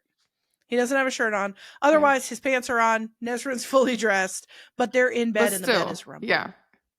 Yeah. So, things are weird because Irene has feelings about this, but she's like, I don't get to have feelings about this. I don't know why I have feelings about it. And Nezra could feel the weirdness, and she's like, okay, I'm gonna go hang out with Sartak later. And despite the fact that it's weird, Irene does another healing session with Kale, and she blasts into these dark memories that are clouding Kale. And what we find out, we get a little bit of history about him that we didn't have before.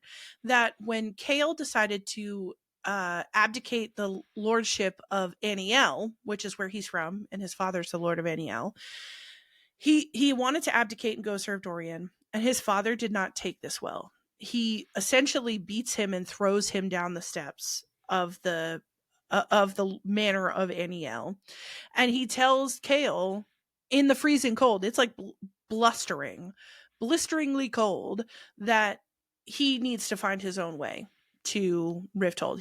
His father's over him is not going to help him, and he's now injured. He's got like blood running down his face, and a couple of the guards help him. They give him a horse. They tell him which direction to go, and he finds out later that the guards who helped him were also cast out into the freezing cold, and he's being tormented by this episode, as well as the pain that Dorian went through, as well as the death of Nehemia that he, through not telling Aelin things, was kind of a part of.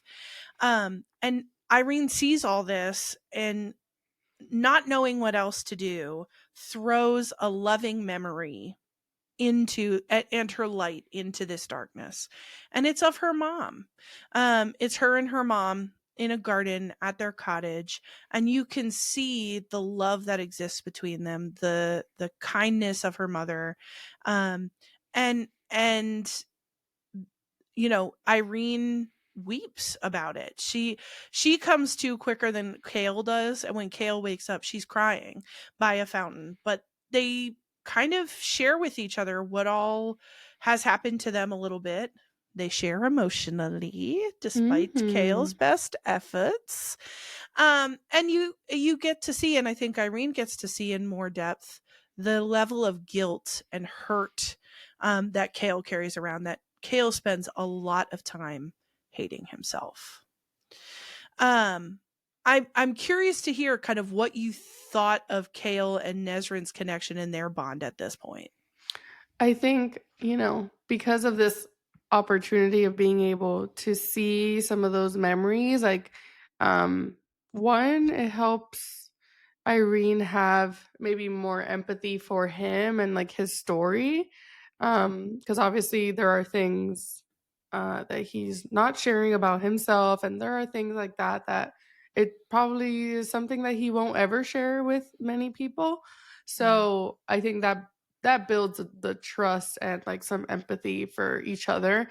And I can't recall if Kale was able to see like the memory of her and her mom, right? Yes, he was. So she kind of is sharing in the vulnerability with him. Got it. Yeah. So in that exchange, pretty much like they're able to see pieces of each other that, and you can almost see it as, if you were to picture it, like, if you were brought into that visual, like, I don't know how it's portrayed um, in the real lifeness of the book. But if you were to see, like, it's almost like if you were like time warped into that like Mm, spot, like watching from afar. And it's such a nice moment for them to be able to emotionally connect, and definitely like see some of those like emotional wounds that he has. And it could be, which I'm sure part of it is like the Valg is kind of like feasting on mm, those negative and like traumatic memories of him, and like that's maybe where he's gaining all that power yeah. to really, what's the word, it's almost like when you like tap something like out of it. But Like a tap, like it's a source of sort of nourishment for the Valg inside him. well, something where he's almost like putting like a cover on like his mobility and all of that, Mm, with that, like, with receiving all of that negative energy and yes. feeding onto that. So yeah, I think that was a good moment for them, and seeing where they go relationally after this. Yes. And I like that you connect the emotional wounds with the physical. This is something that counselors know well, which is your physical well-being and your mental well-being are very much connected. Mhm. Sometimes you might think like, "Oh, I feel really anxious." But it's because you haven't eaten all day or you haven't drank any water or you haven't gotten enough sleep. And Yeah. so this is, I think, the fantastical version of that body mind connection.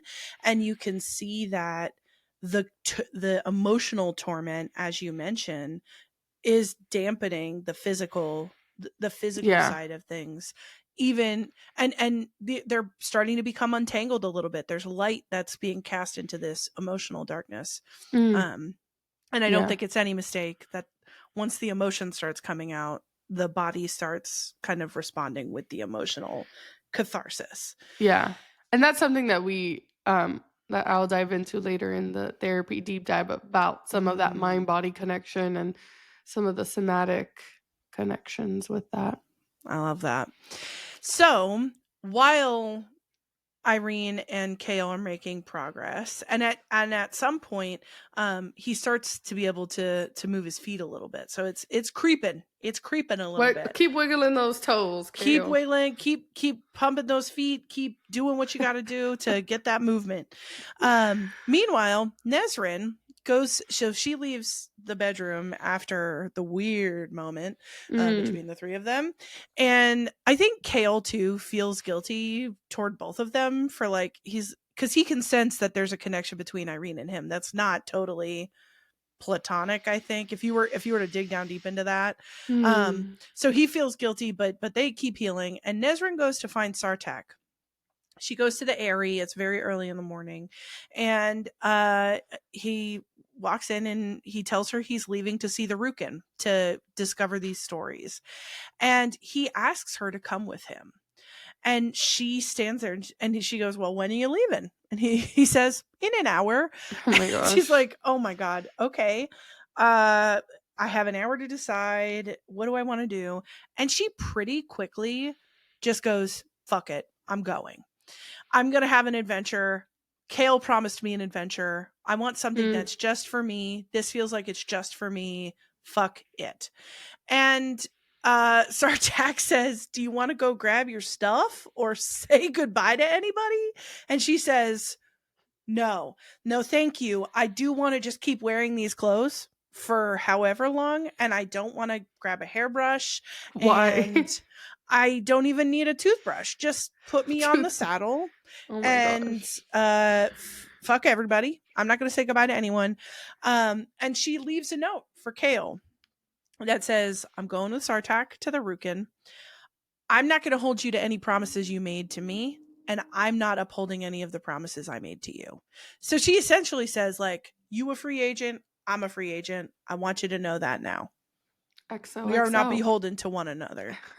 That's it. Did you just say XOXO with the little finger point too? XOXO. Yeah. She, that's what she did. She said, and that's what it is. So best of luck to you, Kale. Um, so she flies off with Sartak. And meanwhile, Kale and Irene go back to the Torre Chesme. So he's not getting this note right away. The note's being sent to him, but they go off to the library in the Torre Chesme to look for clues about the Valg and what I termed word stuff, just anything having to do with word. They explore, they talk, they open up a little bit more, things are warming up even more, and they try to find texts that might be helpful to them. They find some manuscripts or some parchments that have word marks. And again, Kale's like, word marks. And they decide to take those with them because who knows if they're going to get stolen by the Valg that's creeping around. And they are searching late enough that Kale decides to spend the night at the Torre. So he sends a note to Nesrin, who he doesn't know is already gone, says, hey, not going to be back tonight. XOXO, Kale.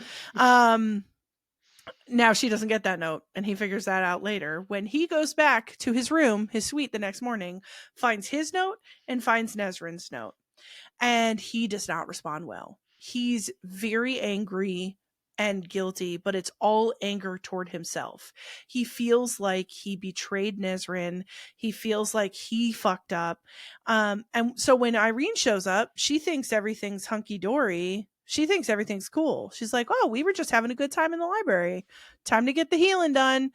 And what she discovers is that Kale is not in the mood. Kale is pissed. And so Irene tries to coax it out of him in different ways. She's like trying to poke and prod and like, she's like, what the hell is wrong with you? And he won't say. So she's like, all right, fuck this. She leaves, but she's full of energy. She's full of piss and vinegar. And she's like, I need to go somewhere with this energy. So she goes to what she terms the slums. I think that's a kind of a brutal name for a place with folks who are struggling. But she goes to what's termed the slums. And she heals just anybody who she comes across. She heals a broken leg of a guy. It's just any place that her magic feels that pull.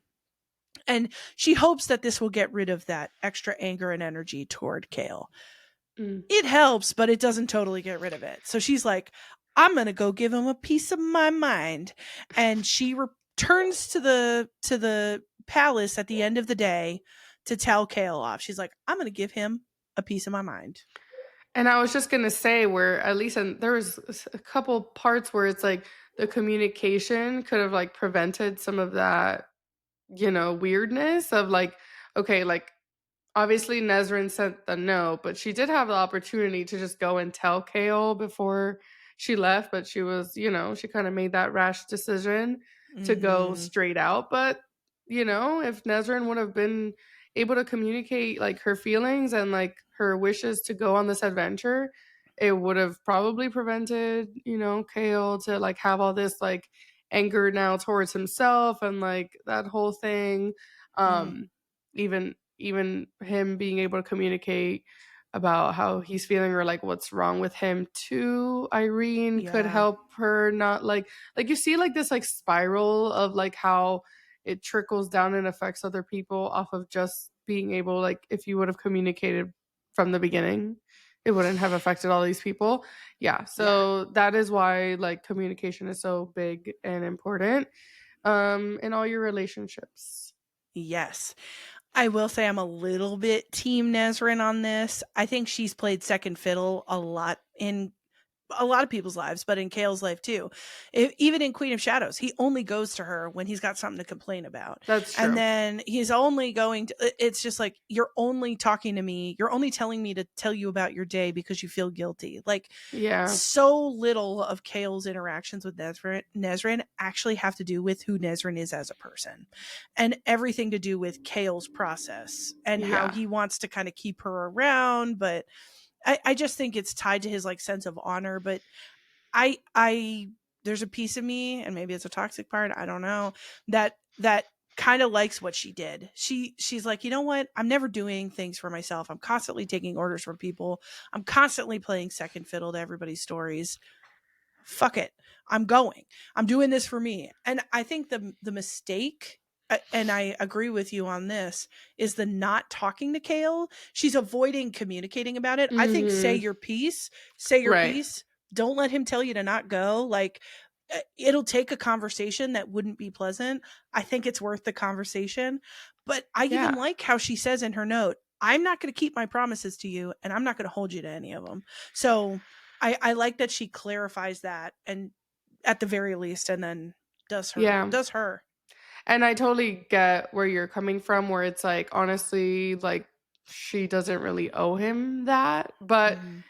we're just bringing it into the counseling space, and like, Yeah. okay, like there is those feelings, but there is that communication that like could have Mhm. helped some of those things. Mhm. Ultimately, in this fantastical world, they send those little letters, and Send a missive. it's not a fast text. So it's not received on time, and yeah, I think Yeah. that's where a lot of the miscommunication happened. Agreed. Yeah. I think, and that's the piece where I think you and I are simpatico, is it would have been a nice thing to have a conversation about. Not that it Yeah. even needed to be long, but just a face to face kind of thing instead of Yeah. writing a note about it. Yeah.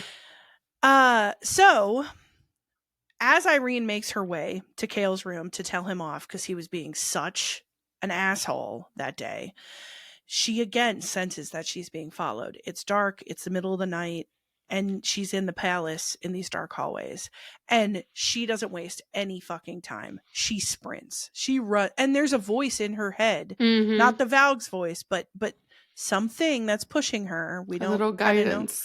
A little guided voice in her head that says run, like fucking run. So she sprints for Kale's suite. She barely makes it, Oh my and she locks the gosh. door.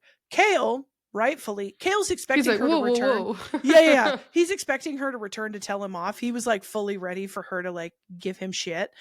But he could see how terrified she is. She's locking the doors. He's like, "What the fuck is happening?" Oh my And gosh. she's like, "The Valg's out there. He's coming this way. We're about to get fucked up." And so they lock both of the outward doors. They push a piece of furniture in front of the door. Then they go to his room, lock his room door, put furniture in front of the door, put furniture at the balcony doors. They're like, and Kale's Yeah. directing her very calmly, is like, "Do this, do that." And she's panicking, but she's doing everything he says. And then she's getting all freaked out, and Kale like calms her. He like holds her face and he's like, "Listen, I'm not scared, and you shouldn't be either. Mm. This asshole's trying to make you afraid. Ain't worth it. Don't We give got them the this. power. Yeah, we got this. We got this." And it calms her down, and they listen as that voice, as that thing, the Valg, breaks through the front door and then is trying to break into Kale's door. And then finally stops banging on the door and just starts saying her name. And it's like Mm. in a non specific, like you can't tell what gender this person is. It's just a voice that just says, "Irene, Oh my Irene." gosh. Like Irene, like whispering her name and trying to get her to come out, trying to get her to open the door, and she won't. And they're both, and like Kale's got his sword and his knife, and he's like, "I got one throw." And not even to kill the Valg, but to buy her time to Mm. get out of here. But luckily, who should roll up but Caution in the guards? They hear a ruckus and they come barreling. The Valg leaves. The Valg can hear that shit's about to go down. The Valg leaves. Caution breaks in with his guards, and they clear the area. They're adding extra guards everywhere, and Caution offers to take Irene back to the Torre, but she says that she feels safer with Kale. And that's a big deal to him. He's like, Hmm. "You feel safer with me? Okay." And it's a cute little moment. I I love that moment, and you can see that again, like they built the trust, they expanded their relationship to have that safety, and now we can see that where it's like, honestly, like apart from everything that he's got going on, like she feels safer with him. Mm, So I loved that, and this whole scene was really cool. So I was into yeah, it. agreed. Creepy. Although in your Yes. fanfic version, maybe the Valg does break in, suck the life out of Kale, and then Yeah. steal Irene. That seems more in Exactly. line with your. I'm personally glad they make it out of that without Kale having his soul sucked out, Yeah. but Yeah. you're like, I get, yeah, You that. know, he's already limited in abilities. Mm-hmm. So we want to be able to let's give him a fighting chance of like I want to see him like not have to like deal with any of these big things until he's Mm-hmm. fully healed. Mm-hmm. Mm-hmm. Let's Give give him a him shot. one step by step to work through. Yes. So the next morning, after all these things go down, I think it's a shift in Kale. He realizes, number one, I don't. I need to learn to figure out how to fight like this. Like I can't be lazing about. I mean, he's been exercising. His upper body is quite strong and he's maintaining muscle, but he's not learning how to fight in the wheelchair. He's just sort of been like, well, I can't fight. And this event kind of proved to him that he can fight. There are things he can do in the chair. And so he goes out to start training with the guards. And he realizes he doesn't have to be ashamed. They accept him. They offer to like help teach him their ways and teach accommodations for his wheelchair. And this really seems to be a turning point for him as he and Irene continue to work on healing his legs and getting that feeling back. And this is how part 1 ends. It ends on a pretty good. They spurn the Valg. Nezrin's off with Mhm. Sartak. There's things up in the air, but there's this sense that I think Kale has kind of turned a corner and can now kind of work on himself emotionally in a way that he wouldn't have been able to do at the top of the book. Yeah. Interesting part 1. You know, obviously, you know the parts that I was super into and then everything else was like, But, you know, it's cool to see like where it leaves off and it gives you an idea of maybe what a little bit of part 2 will be about. So, that was good. Yeah. And now, after we've come off of all of this drama and this Valg business, it might be good for us to take a little break. And when we come back, we will go over our teehee moments and our therapy deep dive. All right, see All ya. right. Bye.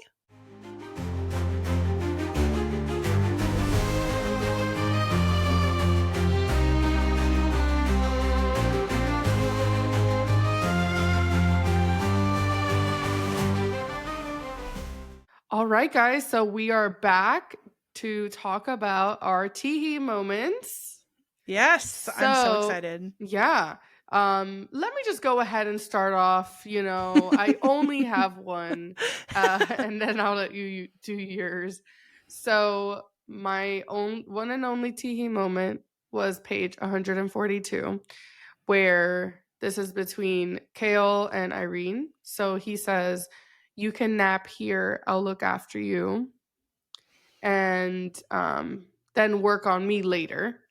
And she says, "I'll work on you now. I am not going to let them scare me away."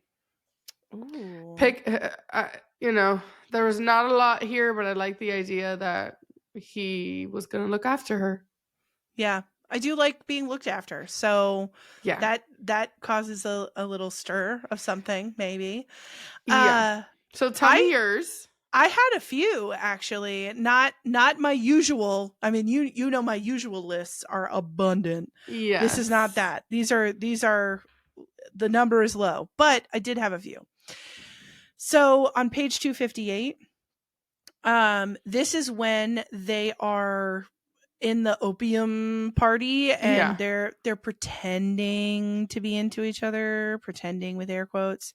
And it says Irene studied the room and Kale found his hand drifting from hers, sliding up her bare shoulder to rest along her neck. Her skin was soft as sun-warmed velvet. His thumb stroked up the side of her throat. Okay, you're going to stroke the side of my throat with your thumb? I think Yeah. that to me, that has some heat in it. That has Yeah, some it could heat. go somewhere. Now that's the start of something. I think it didn't go nearly as far as it could have, but Yeah. see, my version of a fanfic would be like that whole party turns into some kind of poly party. You know what I'm saying? You get what I'm saying? That There could things, have been so many like possibilities there. yeah, Yeah, for yeah. sure.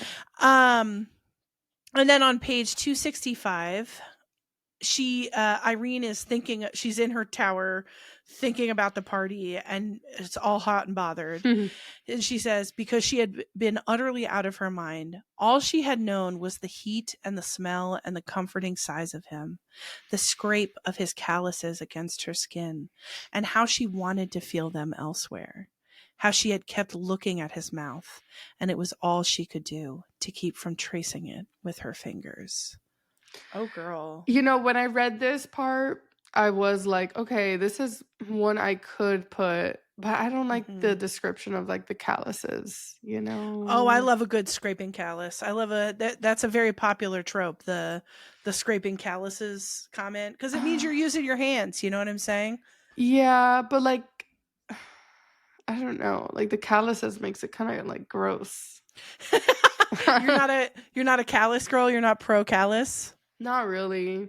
I Not am. really. I Or at am. I least like not a like described like that because I'm like, no, I don't want like a hard, like ugly, like unkept hand, like dirty fingernail. No.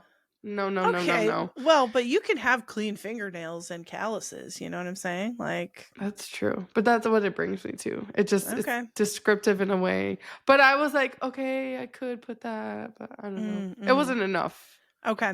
Okay. Well, let's see if we can get you with the next couple. So, page 293.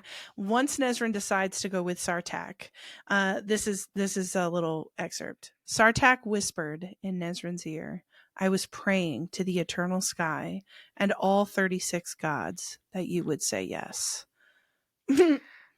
You were praying on your knees for Yeah, me? he didn't say knees, but I like that. I like that addition. See, here's what I like. They're on the rook. He's sitting behind her.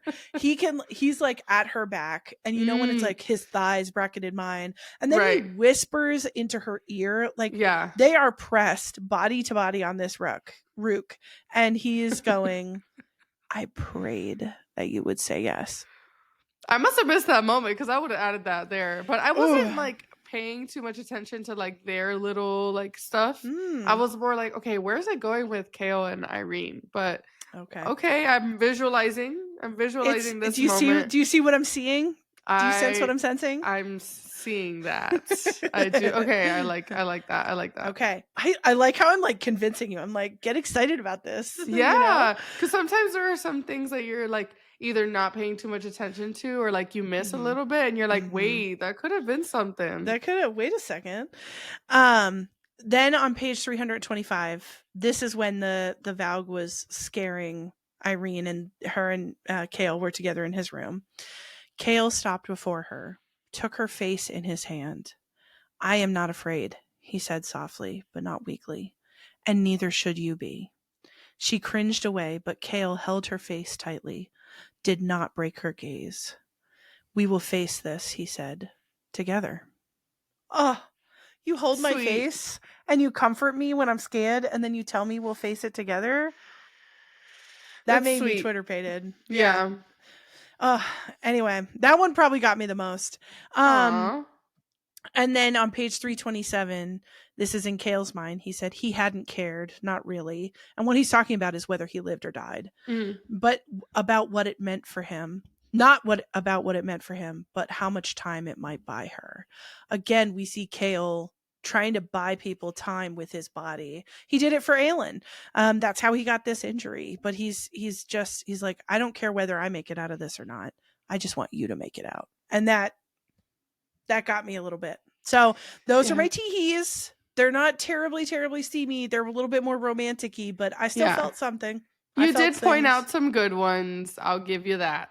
Okay. I Thank you. think that I'm so glad. I'm like, can I convince you? Can I sell you on a teehee or two? And it sounds like I did get you a little bit. yes, I'm drinking your Kool-Aid right now. Good. Excellent. It's tasty. Tasty. It's so tasty.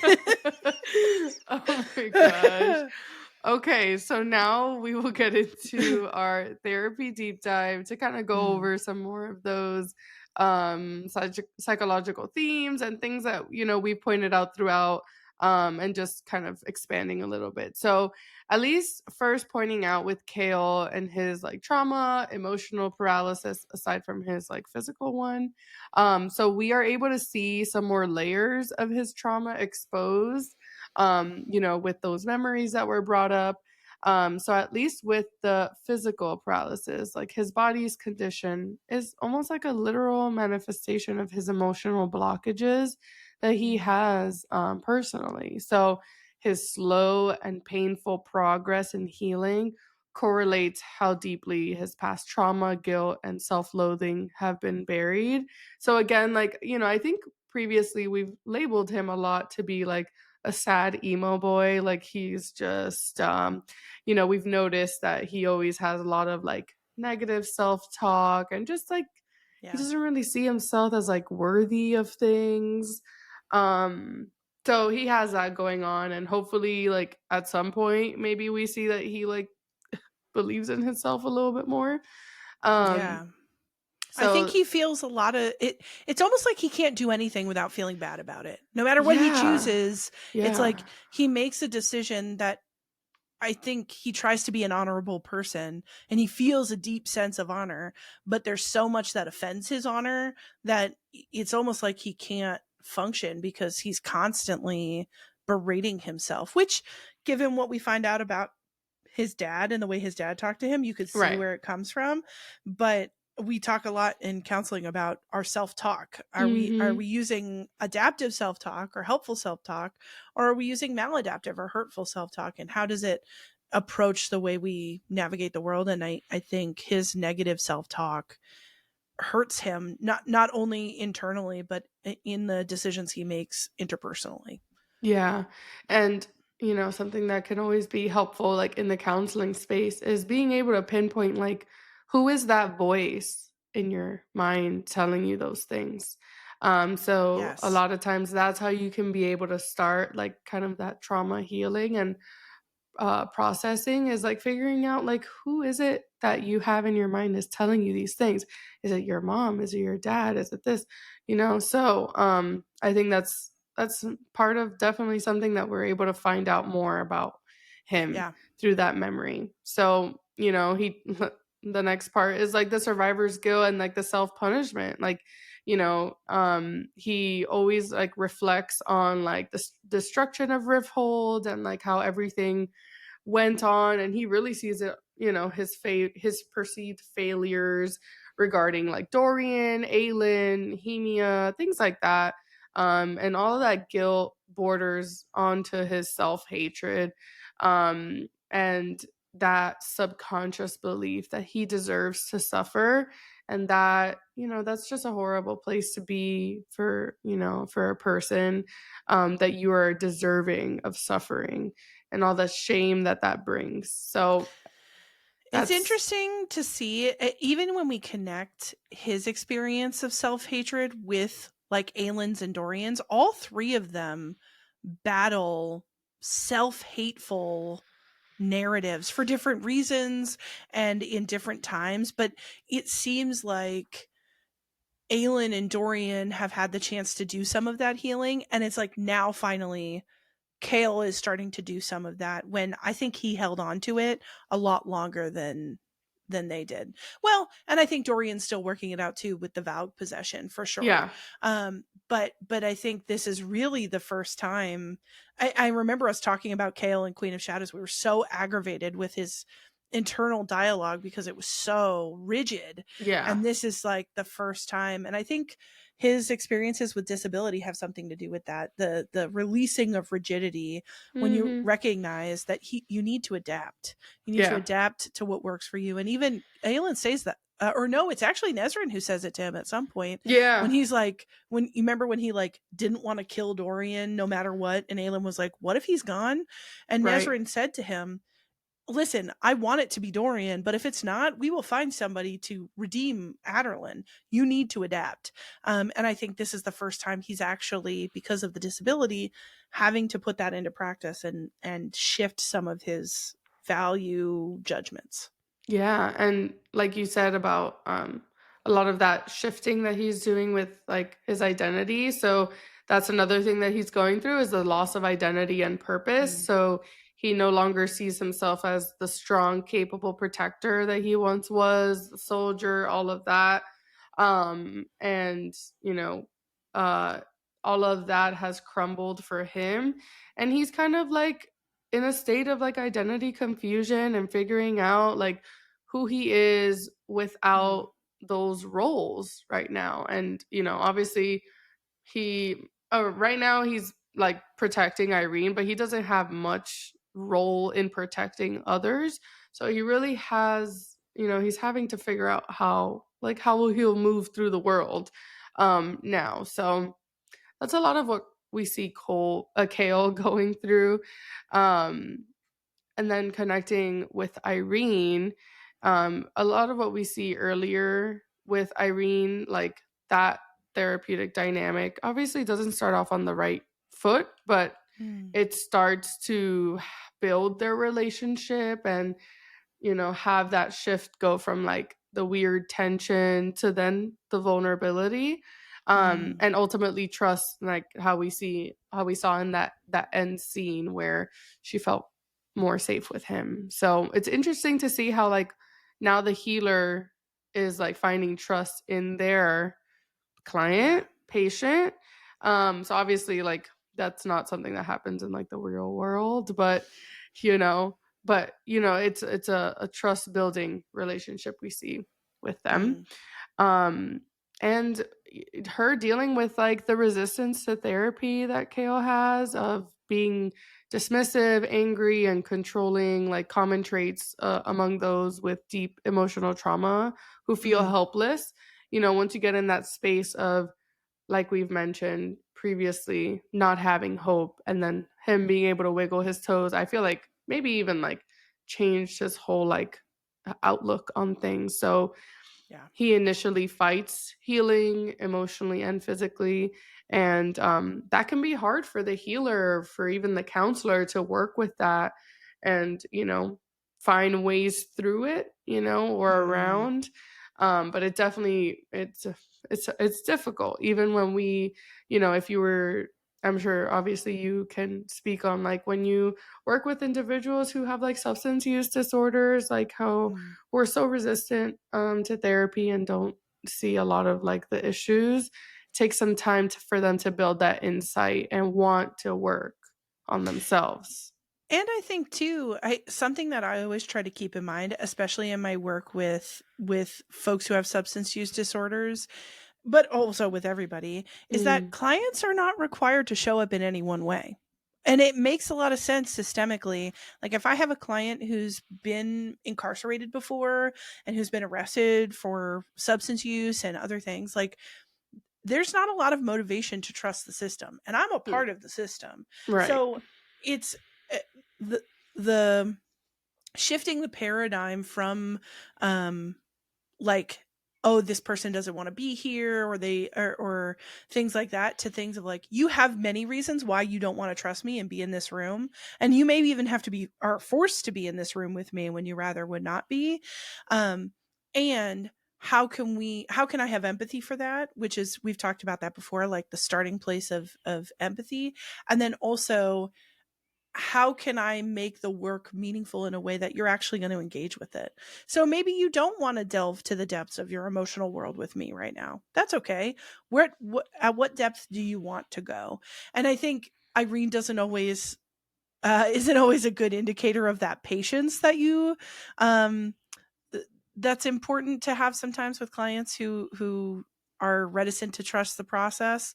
And I think ultimately she waits him out. She's like, all right, we're going to start this healing, and at some point it's going to come out. And it inevitably does, as Yeah. we as counselors are very aware of. Yeah, so there were definitely like the breakthrough moments of where Irene's methods of involve unlocking emotional trauma stored in the body, essentially like a Mm, fantasy world version of somatic therapy, which I'll talk about in a little bit. So when painful memories surface during healing, Kale is forced to relive repressed experiences, which is necessary for growth.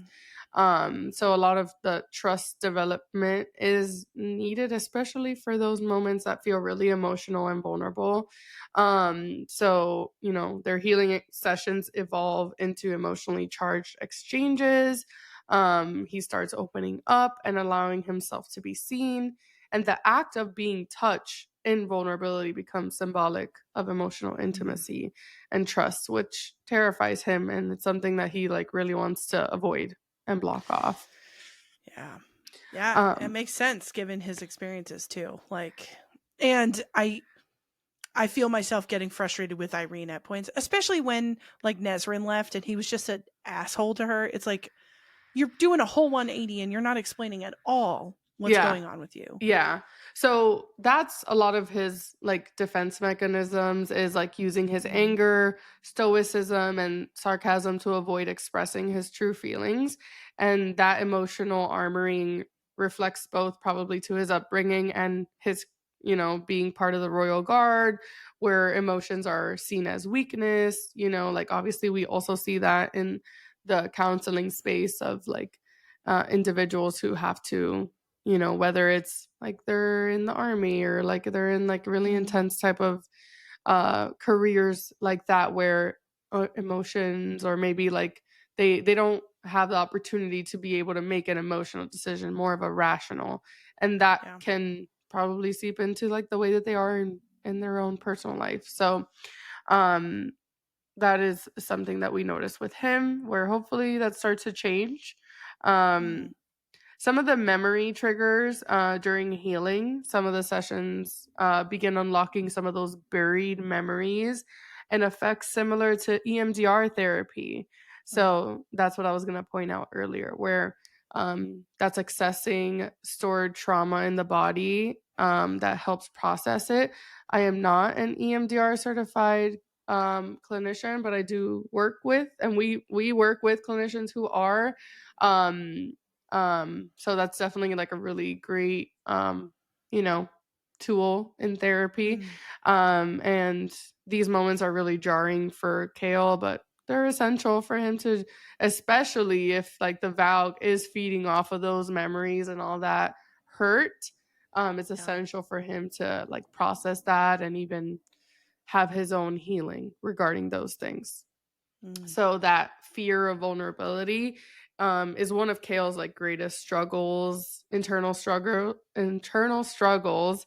is the fear of being dependent, both physically, due to his injury, and emotionally due to his growing bond with Irene.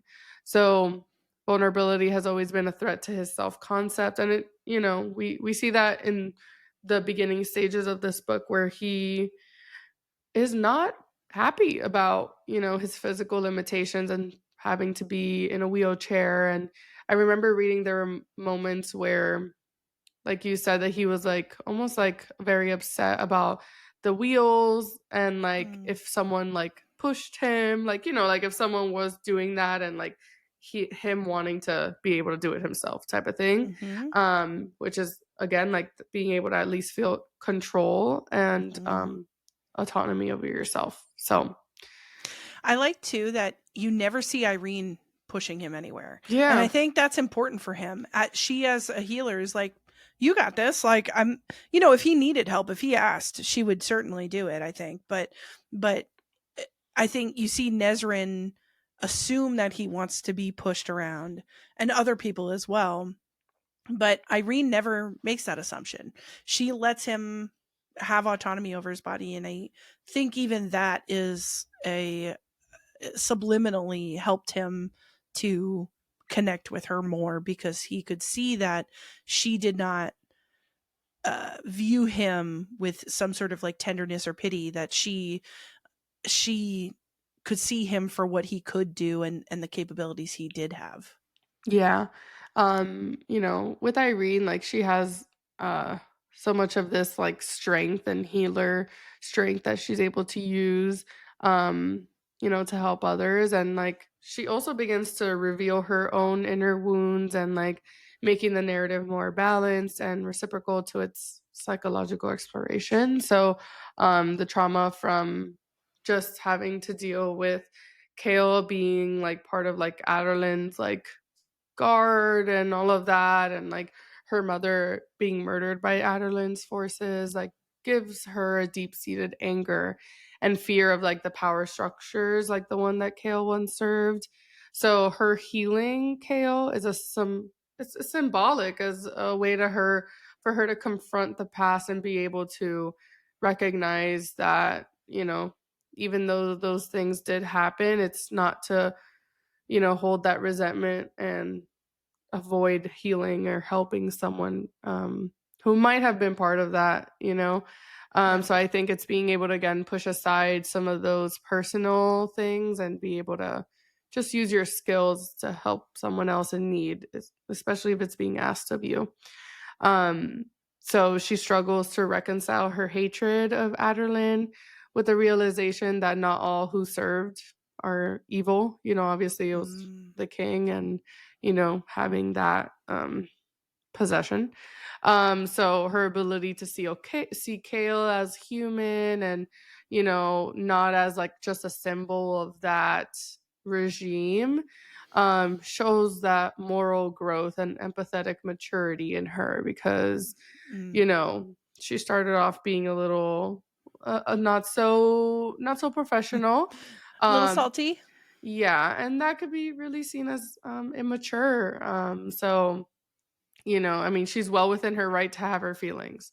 But I guess in this sense, you want to be able to put your, you know, put your skills to use and all of that. So, her profession isn't just a job, it's her method of like reclaiming control of her trauma and being able to use her skills and her powers for good. So, Mm, again, like healing him is part of her like psychological redemption, not just his. So we see they are both. That's how it's so interesting how you can always pinpoint like you don't know what the other person is going through and you both are probably able to help each other. Like I feel like there's always moments like that even for me in the counseling space where, you know, you're introduced to this person and their story, and there are times where, that your clients can also help you learn and grow and help you part of your own self.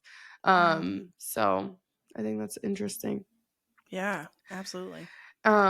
We have their little romance, their slow burn of it's definitely not developed much. But a lot of the emotional groundwork is in place. They reciprocate each other's emotional needs, or at least, towards the end. They begin to mirror each other's growth. Irene challenges Kale's worldview. Kale challenges her assumptions, and Mm, each of them are forced to see the humanity in each other and softening their defenses. Because in order to heal, you can't be on the defensive. You have to be able mm, to take a breath and just prioritize and see the whole story type of thing. Um, so a lot of that emotional safety and their bond is built on their shared pain and mutual healing. Um, and I like that it's starting off slow. It's not like an intense thing. And it reflects how real it is that trust is something that is earned and not granted. Like just because you see me as your therapist one time does not mean that you are to fully trust me right from the beginning. I yeah. am a nice person, of course, like I'm a great clinician, but Mhm, that there takes that building. Like we have to get to know each other mm, as part of just any part of your relationship. So yeah, so for trauma survivors, that safe attachment is essential for recovery. So we also see that in the counseling space, that trust and the therapeutic relationship is just so important. I feel like even aside from all the different interventions that you can do, any type of orientation, the therapeutic relationship is the most important peace in therapy. Mm. Um, Even with physical touch, that also has some trust building, because their healing sessions together require that physical proximity, which becomes Mm. intimate, obviously. Like if you were to go get a massage every day and all of that, like you start to build a little intimacy and emotional trust with that. It's not romantic at first, but layered with like the tension and that emotional exposure and tenderness, that's how some things grow. So at least with some of the somatic interventions that I can speak of that I use in the counseling space, um, includes like a body scan, grounding, and deep breathing exercises, progressive muscle relaxation. Um, a book that I feel like is great for more body trauma learning is The Body Keeps the Score by Bessel van der Kolk. Mm.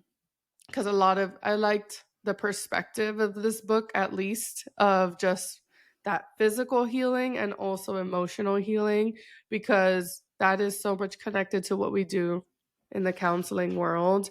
um even if you're a clinician that doesn't like have like EMDR certification, or like you're not like a yoga counselor, clinician, and all of that. There are other ways that you can incorporate some of those somatic interventions into your Mm. counseling. Absolutely. And creating that body trust, like Hmm. that clients can learn to trust their bodies and be at home in their bodies. I love that you bring up grounding, and other techniques where we just ask folks to like experientially like explore what it's like to be in their body and what their bodies are feeling. Yeah. So much to unpack, so much going on. And I think you and I are particularly sort of well situated to comment on the kind of therapeutic alliance that Irene and Kale are building. We Yeah. can see these markers, and there is, to your point, there is like a physical component to her healing practices that doesn't Mm. usually exist within counseling unless you're incorporating something like yoga or Reiki or other Reiki. things. Yeah. But we can still mark some of these like therapeutic alliance building things, and so it's so interesting to see Irene as a healer and to get to talk Yeah. about that on our level. Yes. We um connect with her. We're healers. yeah. So I'm curious, all said and done, all of the dynamics unfolding, Mm. all of your feelings, all the stars you did not rate it with. um What are your future thoughts and theories for, well, I guess the rest of the book, and also if you have any thoughts about what this might mean for Kingdom of Ash? So I would hope that in part two of Tower of Dawn, we see more progress in Kale's healing. And I hope that, Mm. at least he regains his mobility back. But honestly, he may require more power than just um Irene.